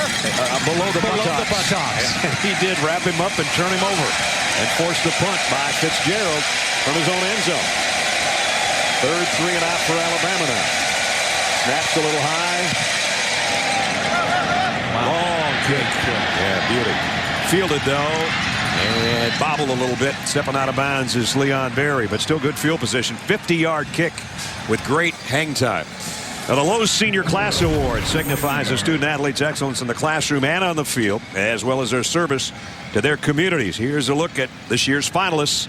You can log on to seniorclassaward.com to learn more, and you can text the word football to 74567 to cast your vote. You know, speaking of seniors, you know, this Alabama defense, not only do they have 7 starters on this defense, seniors, but another unique thing about this team, all 4 specialists, punter, kicker, holder, and snapper, are also seniors. That makes a big difference. Lee, dangerous pass, but he did complete it out there for a short gain of about 4 to Chad Bumpus.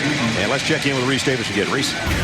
Brad, this is our Dr. Pepper SEC update. If you missed it this afternoon, I think Dexter McCluster of Ole Miss wants a helmet sticker on College Football Final. McCluster rushed for a school record 282 yards, had 324 all-purpose yards. That too an Ole Miss record as the Rebels hammered Tennessee 42-17. You should give him a whole sheet of helmet stickers, you guys, after watching that game today. He was spectacular. Fun to watch. Second down at 6. Ralph with a direct snap. So Chris Ralph in there gets it to about the 46-yard line. That's going to be third down again. 3rd and 3. They got to get a conversion. I mean, and I know this is what Alabama does well. I mean, you know, LSU was 5 of 14 on third down last week. Ole Miss, when they played Alabama, they were 0 for 10. Right now, Mississippi State is 0 for 7 on third down. It's third down and 3 here. Ralph stays in at quarterback. It has you automatically thinking quarterback draw, or will he give it off to Dixon? He hasn't thrown. Now they're going to shift, and Dixon's going to be the direct snap man. So a little wildcat for the Bulldogs. The Wild Bulldog. Dixon. Wow, what a play by Mark Barron. Mark Barron's made some big plays tonight, including an interception. You know, we know about how physical they are in the front 7, but Mark Barron is a very physical safety. He's going to play linebacker in this nickel package, and he reads it, and he takes him on high. And when he took him on high, he didn't allow Dixon to fall forward for the first down. He knocked him backwards. They're going to bring the sticks out to see how close they are. You know, when Rashad Johnson graduated from Alabama, they were like, ooh, what are we going to do that strong safety spot? This kid's doing a pretty good job, isn't he? Barron, 5 interceptions, big play there, and they are exactly that short. And the crowd wants Coach Mullen to go for it on 4th down and the length of the football. You know, the reason Alabama's defense was not fooled or shook up at all when they went to that shift was because with Ralph in the game, they expected the guy getting the snap to run the football. So all they did was move Ralph out and put Dixon back there. And they said, you know what? Same thing. Yeah, he's the guy not who going to gets throw the either. snap is going to run it. Now it's Lee back in there. They bring in Hanrahan, the fullback. It's 4th down and about a foot. 0 for 1 tonight. They went on 4th and 3 on their opening possession. Ordinarily, you say quarterback sneak, but you don't have a very big or physical quarterback here in Tyson Lee. Maybe he'll just go underneath somebody. Dixon got it. Quite a bit more. Dixon all the way to the 41-yard line. When he gets his head of steam going, and when you don't get his feet, he is a load to bring down. I mean, he just ran right through Justin Woodall. Anthony's got all the school records, most 100-yard games, single game record we mentioned happened 2 weeks ago. All-time career rushing leader, passing Jarius Norwood, who's with the Atlanta Falcons now. So he's had a tremendous career. He's a great kid to be around. He's got a smile that lights up not just the room, the whole building. He'd be smiling if he could keep it going here. Now they will throw with Ralph. Going deep. Man there. Oh, what a play again. Same guy. Marquise Johnson. With 2 marquee plays defensively. Wow. That was a beautiful throw by Ralph. I mean, that was right where you want it to be. And Marquise just sticks that left hand in there again. Perfect timing, perfect hand placement. That's beautiful work. That was better than the last one. Yeah, it sure was. Wow. So again, trying to go deep to Wilder, and it was that close, but number 24 again denies the Bulldogs. Lee, he'll keep it. Spins his way to the 36-yard line. Alabama does only 3 more points of damage to the Bulldogs, but if Mississippi State can't keep this drive going and find some offense, it'll be a sad night in Starkville. Still got a quarter to go, though. Hang around. Alabama 17-0.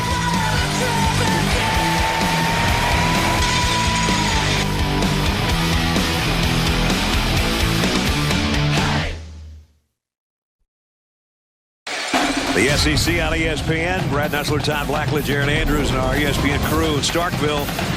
Bullies waiting for something good to happen. So far, through 3 quarters of shutouts. And in the 4th quarter is when Alabama is really good.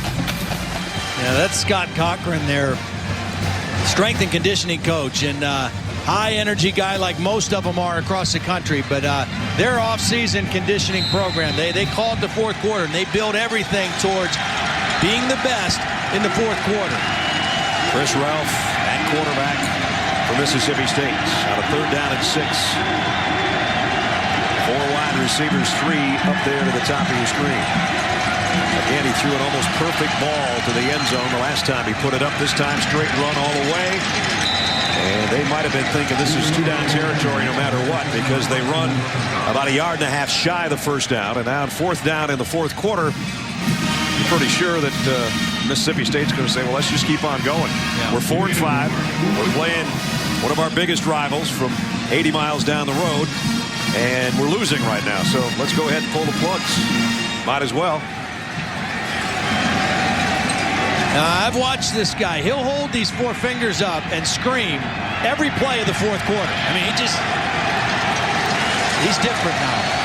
I'm going to tell you, he's just different. He jumps up and down, holds 4 fingers, and yells. Direct snap coming. Nope, timeout taken. Anthony Dixon was in the Wildcat formation. Mississippi State. So on 4th and 1, they were all ready to go for it.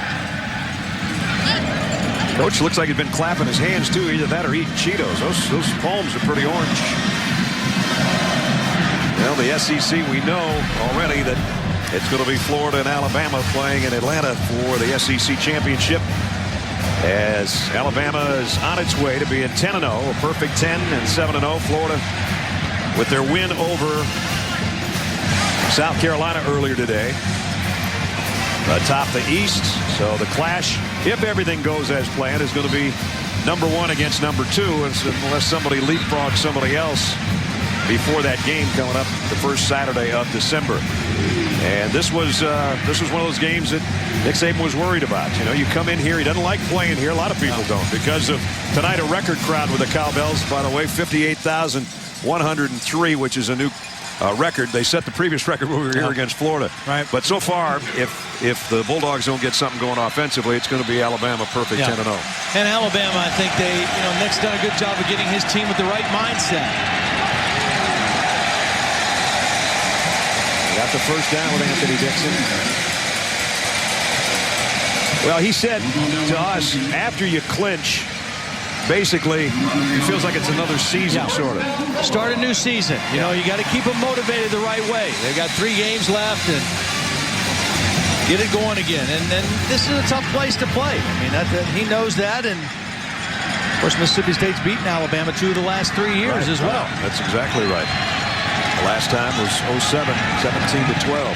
Tyson Lee, quick strike, big hit, but he holds on. Mark Barron made the tackle. Pick up a 7. We pick up Reese Davis. Reese. Brad, first touchdown of the night in the Notre Dame-Pittsburgh game, and it comes off the hand of the nation's fifth most efficient passer, Bill Stahl of the Panthers. Look at this grab by Jonathan Baldwin. Pittsburgh with a 10-3 lead on the Irish inside 90 seconds to go in the first half. Mississippi State approaching the red zone. Can they get a score, though?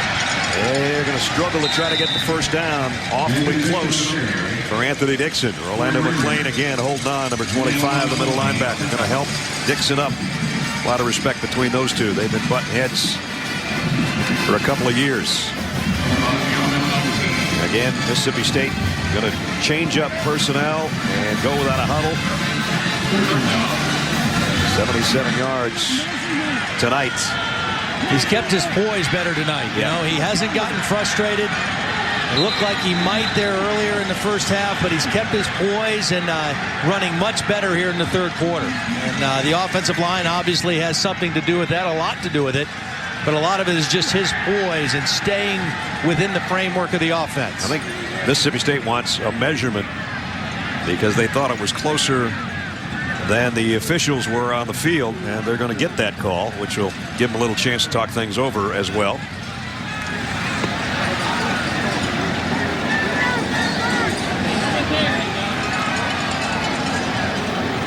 Well, it was close. A couple of chain links.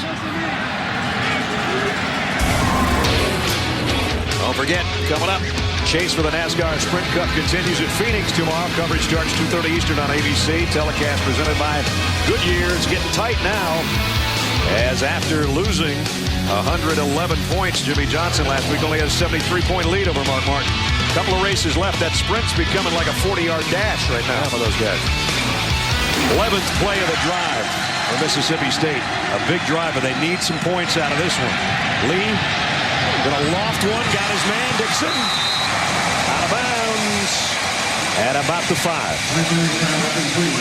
A little bit of a change up there, third and very, very short. They roll the quarterback out, and he does a nice job of directing Dixon beyond the linebacker to just kind of loft him the football, and they get the first down. It's first time we can say first and goal tonight for Mississippi State.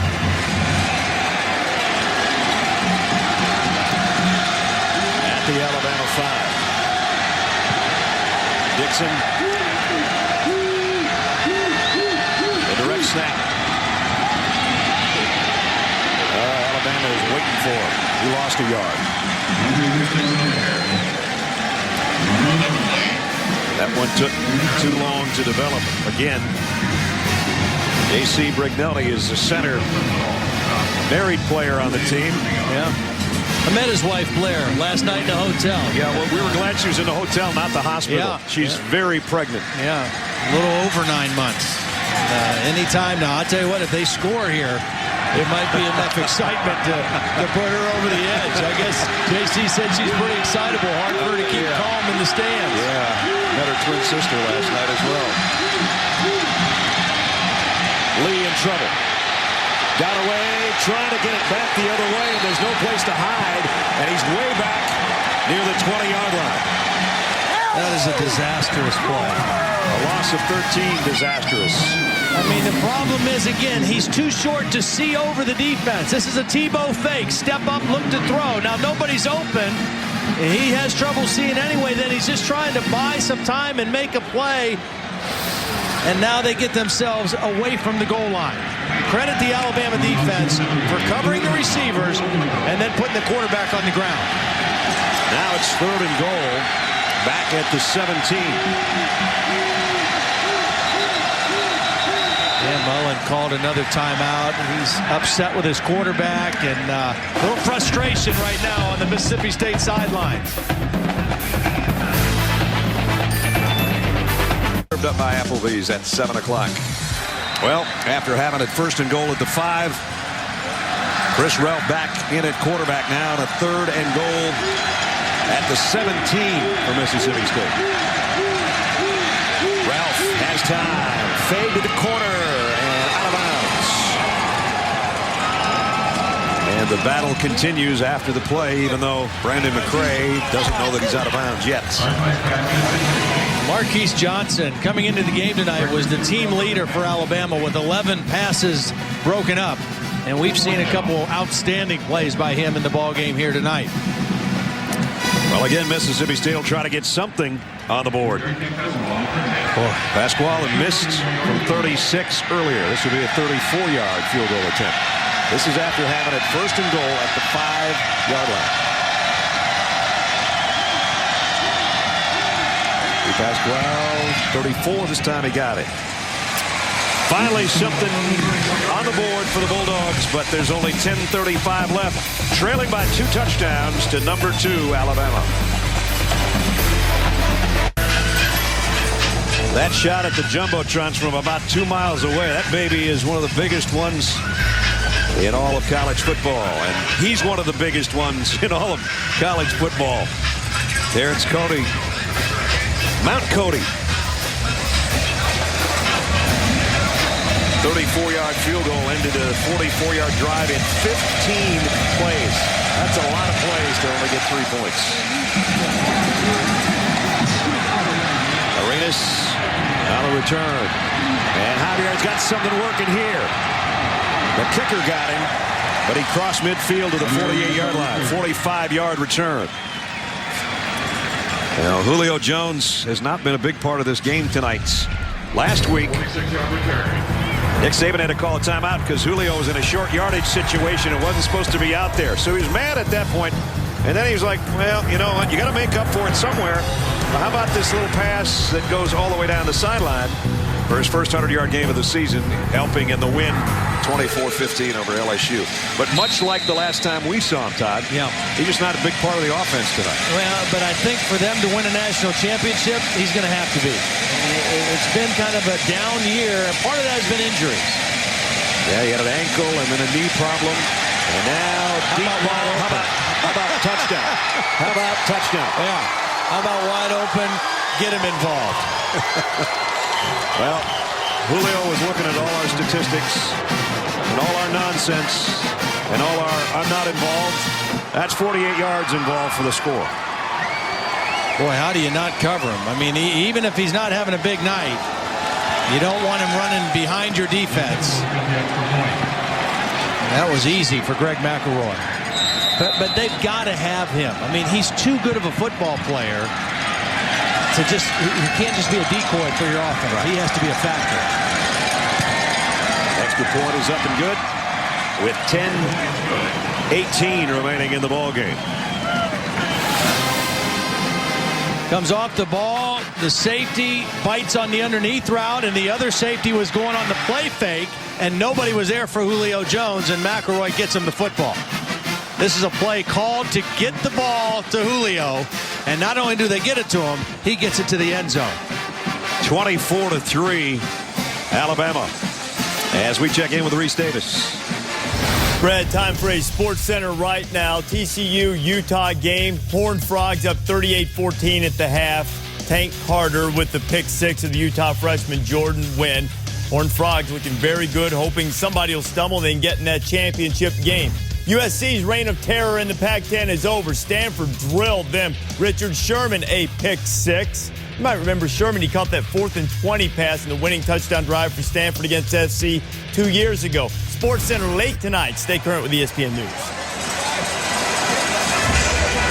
Julio Jones, who a year ago set all the Alabama freshman receiving marks when he almost had 1,000 yards, including 58 catches.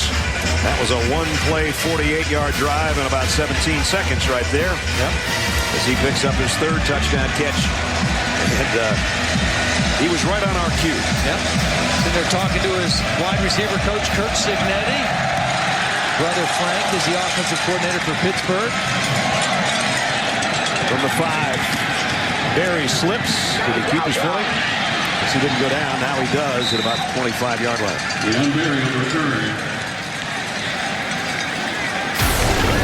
Well, the BCS standings coming into tonight. Florida number 1, and they won. Alabama is going to win and go to 10-0. Texas, big day for Colt McCoy and Jordan Shipley. Again, TCU, as Reese just told us, is whacking Utah pretty good. Cincinnati won. Boise, big winner over Idaho. Georgia Tech won the Coastal Division of the ACC today. LSU now leading Louisiana Tech. They were trailing a little bit earlier. I think that the way those rankings are right there is about as accurate as it can be, in my opinion. I think TCU is the best of those other undefeated teams, and maybe not quite as good as the three above it. Tyson Lee, again, he's going to have to tuck in here, and takes a pretty good shot by Orlando McClain after a 3-yard pickup. Well, the SEC championship a year ago at the Georgia Dome, it was Alabama and Florida as well. Bama led entering the fourth quarter, but Florida and Tim Tebow too much in the fourth, as Florida wins it 31-20, goes on to the national championship. This year the numbers are the other way around, at least right now.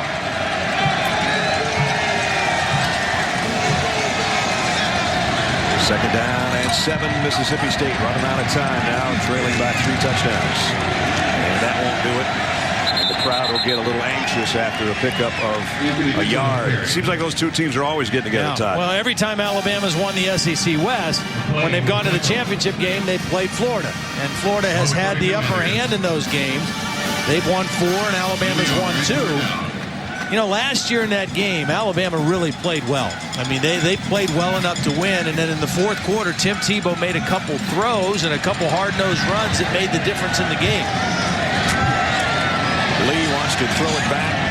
Got it to Dixon, but long ways to go to the stick. Well, he got there. Then he puts a little punishment at the end. Kareem Jackson finally got him down, but it's a first down for the Bulldogs. Pickup of 18 on that pass play. By the way, we got a Todd's Taste winner. Andrew from Louisiana says, I plan on proposing to my girlfriend in Starkville on Egg Bowl weekend. We're eating at Restaurant Tyler because that's where I plan on proposing, so the gift certificate would be perfect. Either way, it's a great segment. I love Todd's Taste of the Town. Thanks. I got to tell you now, Andrew, you got the gift certificate. If she says no, you know, it isn't really going to matter what you order. Make her pay if she says no. That's right. You know, go Dutch. She says no, all bets are off. That's right. Use the gift certificate for yourself. Down to 8 minutes. Time running out. Mississippi State was trying to keep their bowl hopes alive. Talking about the Egg Bowl, of course, the end of year matchup, annual get together with the #1 rival, Ole Miss. But they were hoping that they could stay in bowl contention, maybe pull a big upset, spoil Alabama's perfect season so far. Not working out. Lee tipped, and did Barron get another one? Nope, couldn't quite hold it. Or did he? Mark Barron, they're going to say intercepted this ball, and that's his second of the night. Now, this should have been a completion. This is a pretty good throw by Tyson Lee. A little bit high, but catchable. And just unable to bring it down. Leon Berry, and see if Barron was able to get his hands under the football. Wow. I think he did. Yep, I think he did too. That's a remarkable interception. Yep. The crowd here is not buying it. And again, the call on the field was interception, and so there has to be indisputable video evidence to overturn that call, and I think the replays will support the call on the field. That would be his second of the night and his 6th of the year for the sophomore automobile. And again, that was the spot they were worried about, and he's playing like an All-American. Yeah, it's really interesting. I talked to some of the old-time Alabama people out in the hallway at halftime, and so many of them think, you know, this team reminds them of the 1992 team that won the national championship. Tremendous defense, a serviceable quarterback in Jay Barker, who wasn't a great player, but he led the team and managed the offense. But it was geared by their defense and their special teams, and that's what this team is all about. I mean, they got a special guy in Ingram as well. Ruling on the field is confirmed. Interception, first down. They got the #2 defense in the country. They've got, as you said, a great special teams because they've got seniors all over there, both punter, place kicker, snapper, holder, the whole thing. So there's your special teams, there's your defense, and then the offense. when you got a Heisman candidate and you got a quarterback starting to play like he did again tonight, not bad. By far the best I've seen him play. I mean, he has looked sharp tonight. And he doesn't have to win games for you. He just has got to not lose them. You know, I mean, he's got to do the right thing, make the right decisions, get the ball in the right people's hands, and manage the show. Well, now this is where Mark Ingram can become the show. And there he goes. Mark Ingram, gone. Touchdown, Alabama. 70 yards for Mark Ingram. I kind of meant they'd use 7 minutes on a drive. I didn't mean 17 seconds, but nonetheless, it works. We got a great block from Barrett Jones. I mean, this offensive line, I'm impressed with them, too. They're athletic. They can pull. They can lead.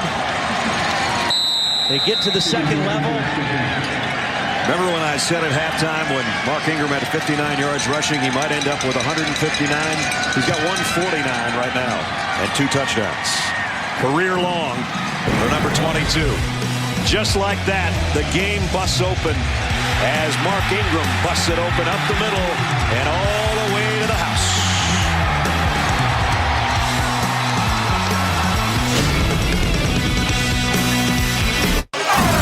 Well, a flashback for you from the very first week of the season. The punch heard round college football. And the Boise State win over Oregon.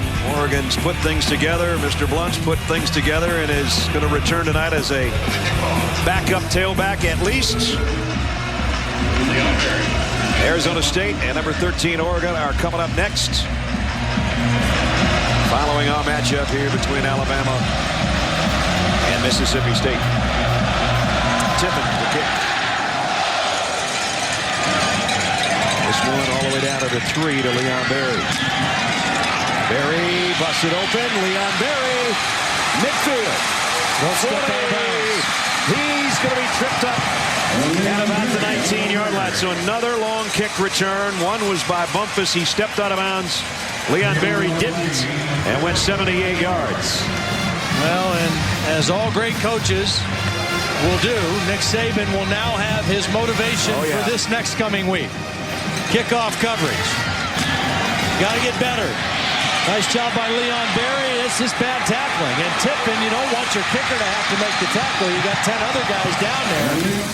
Robbie Green saved the touchdown. And you can just tell by the look on Nick's face, although sometimes that facial expression doesn't change all that much between winning and being close. It's not close right now, but Mississippi State can close the gap a little bit if they can score in a hurry. 31-3. Chris Ralph, the quarterback. And Ralph wants to go to the end zone. Does, and it's tripped. Knocked away by Barron. What a game Mark Barron's having. Mark Barron and Marquise Johnson. I mean, they just, again, the thing I love about this Alabama defense, I mean, okay, it's 31-3. There's 7 minutes left. They don't concede anything. I mean, they will not give up a play at all. I mean, they are there for every play. If you're going to get something on them, you're going to earn every yard and every point that you get against this defense. Talk about laying out to prevent this one. Boy, look at that vertical jump by Mark Barron, and then lands in the end zone, prevents the score. The scary thing to me about this defense is they're missing one of their best players on the whole team. Dante Hightower was their sophomore linebacker who was kind of their do-everything guy. 6'4", 255 pounds, great pass rusher, and he was the wild card matchup problem for their defense. He got hurt in the Arkansas game, and it really changed their defense. I mean, he was versatile enough to rush the passer, to play off the ball, to get into pass coverage. They got other guys who can do what he did, but not one guy in particular. Whoa, that one was going nowhere from the get-go. And there's the guy that does everything for him now, Orlando McClain. Well, I said he was one of the 2 best players. Yeah, that's the other guy. Yeah, those are the 2 best players on this Alabama defense. That was after taking that helmet right on the knee. Dante out for the season with a knee injury. Doing really well in his rehab. He's not going to be back for the bowl game. He won't be back till next year, but he's doing exceptionally well in his recovery.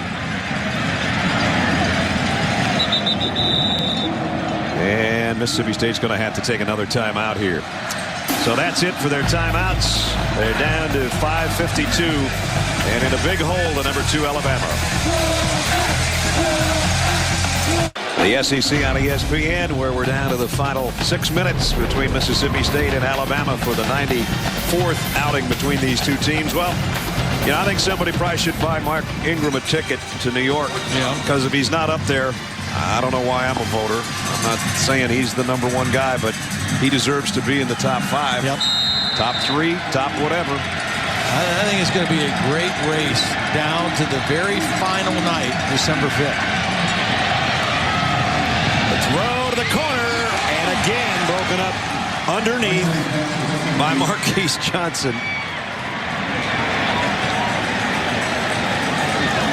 Big night for number 24. He's played it a lot of different ways. On top, underneath, whatever he's got to do. As you said, just keep fighting for the football to get it out of there. Not a bad pass again.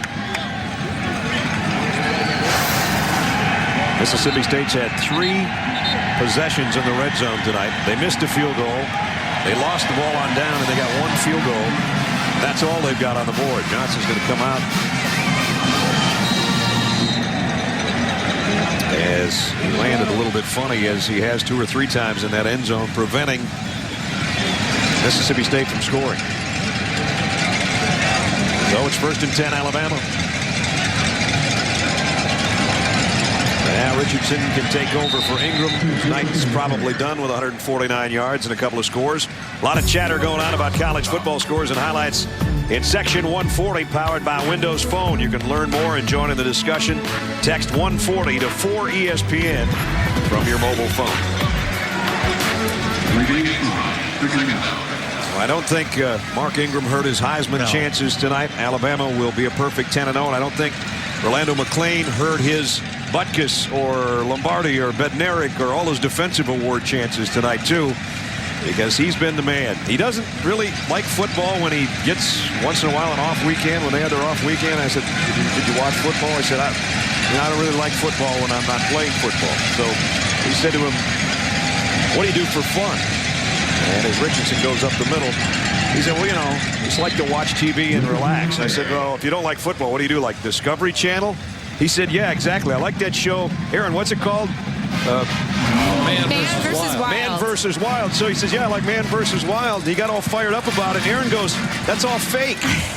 You like wrecked the kid's dream. It was unbelievable. I've never seen a big, athletic, strong guy like that just crumble. He did. He almost Shoulders droop. He almost started crying. Yeah, he did.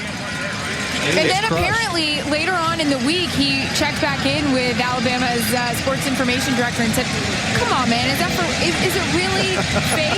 It is. I've heard about it. It's controversy. Well, yeah. Either that or I'm starting it. I know. You're crushing my son Quinn, too, right now. Quinn. Because Quinn loves Man versus Wild also. I even liked it. I watch it, you know. Well, the guy still is crawling through the weeds and eating bushes and everything, isn't he? But, you know, Aaron says he stays in hotels at night. I don't know if that's true, and I don't want to get involved. It was Aaron Andrews that started all this, and it was Orlando McClain's dreams that were shattered. That's basically the part of the story I wanted to tell you. We got Man versus Wild. We got Alabama against Mississippi State. It's 31-3. There's 3:35 left. And then Alabama and Florida will have likewise perfect 10-0 records. Here's the punt. And it's going to go out of bounds at about the 30-yard line. We're just closing in on this game. Oregon's coming up next. Terry Gannon's got a preview. Terry. 34-yard punt.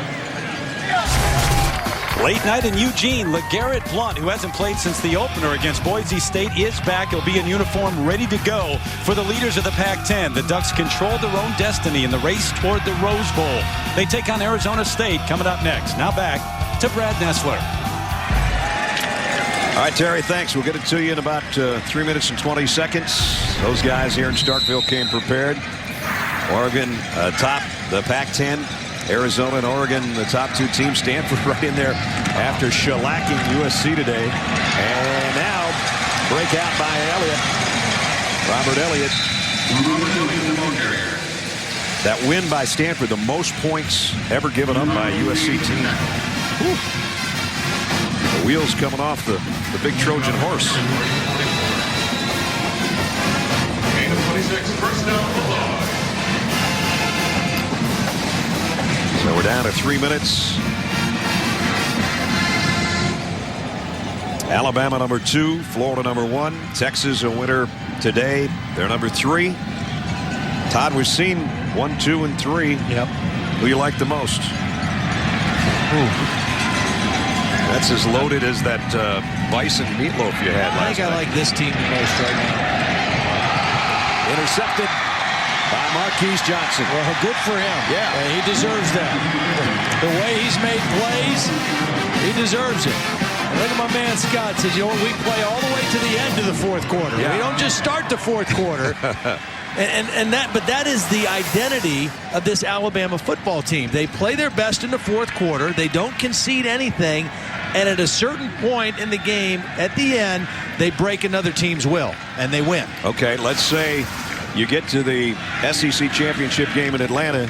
You get to the fourth quarter, and it's a dead even ball game. Who do you want playing quarterback? Well, that's a different question. In that situation, I'm going with Tim Tebow. But I do think Alabama's defense matches up and has a little bit more of an edge over Florida this year than they did last year. Yep. Because of they don't have as much explosiveness as they did last year, Florida's offense. And I think Alabama's defense is a year better and a year more familiar with that offense. Well, they almost pitched a shutout tonight, did Alabama's defense. 3 points, it looks like, is all Mississippi State's going to get, unless they get a late touchdown. Now you get those two teams together, and you look at how close things really are, huh? I mean, the thing about it is, to me, they're the two of the best defenses in all of college football, probably the best two. And Urban Meyer, Nick Saban, I don't think anybody's any better than either one of those guys. You know, I mean, it's a very evenly matched game, with the difference being Tim Tebow's experience compared to Greg McElroy. Again, we work our way now to the 2-minute mark. Greg McElroy can smile tonight. He had a very efficient game. No penalties on the offense. No turnovers by the offense. And 433 total yards, which is a little bit more than they normally have. They average about 415, but the balance was there again tonight. McElroy made the throws. He didn't make any mistakes. And then, you know, right on cue, we say Julio Jones has got to get involved, and they throw him a long touchdown. And the next time they got the ball, another one-play drive on a 70-yard romp by Mark Ingram right up the middle, and nobody touched him. And Roy Church takes it out for another first down, which should just about do it. Well, the sprint to the cup is going to Phoenix tomorrow, 2:30 Eastern time on ABC, presented by Goodyear. The race looked like it was over a while back. It's not now, after Jimmy Johnson hit the wall, finished 38th. Last week, his lead's been cut to 73 points. Mark Martin, Jeff Gordon trying to pursue with 2 races left. 2:30 tomorrow, ABC. Final minute here. Well, a record crowd came. They had a great scene outside, the tailgating and all of that. The pep rally last night. All fired up, wearing black jerseys for the first time ever in the history, 115 years of football in Starkville. And that crowd, that record crowd of 58,103, a lot of them are back out in the tailgating area because it was all Alabama tonight. And another 10-0 start, 17th time in their school history, and the first time in Nick Saban's career that he's had back-to-back double-digit winning seasons. And so last year 12-2. This year they'd like to go 13-0 would be just about right. 14-0, I should say. They know they've got a date with another 10-0, but that's still 3 weeks away. Tonight they take care of business. They come up Highway 82. They go back down Highway 82 with a 31-3 win. Crimson Tide wins it 31-3.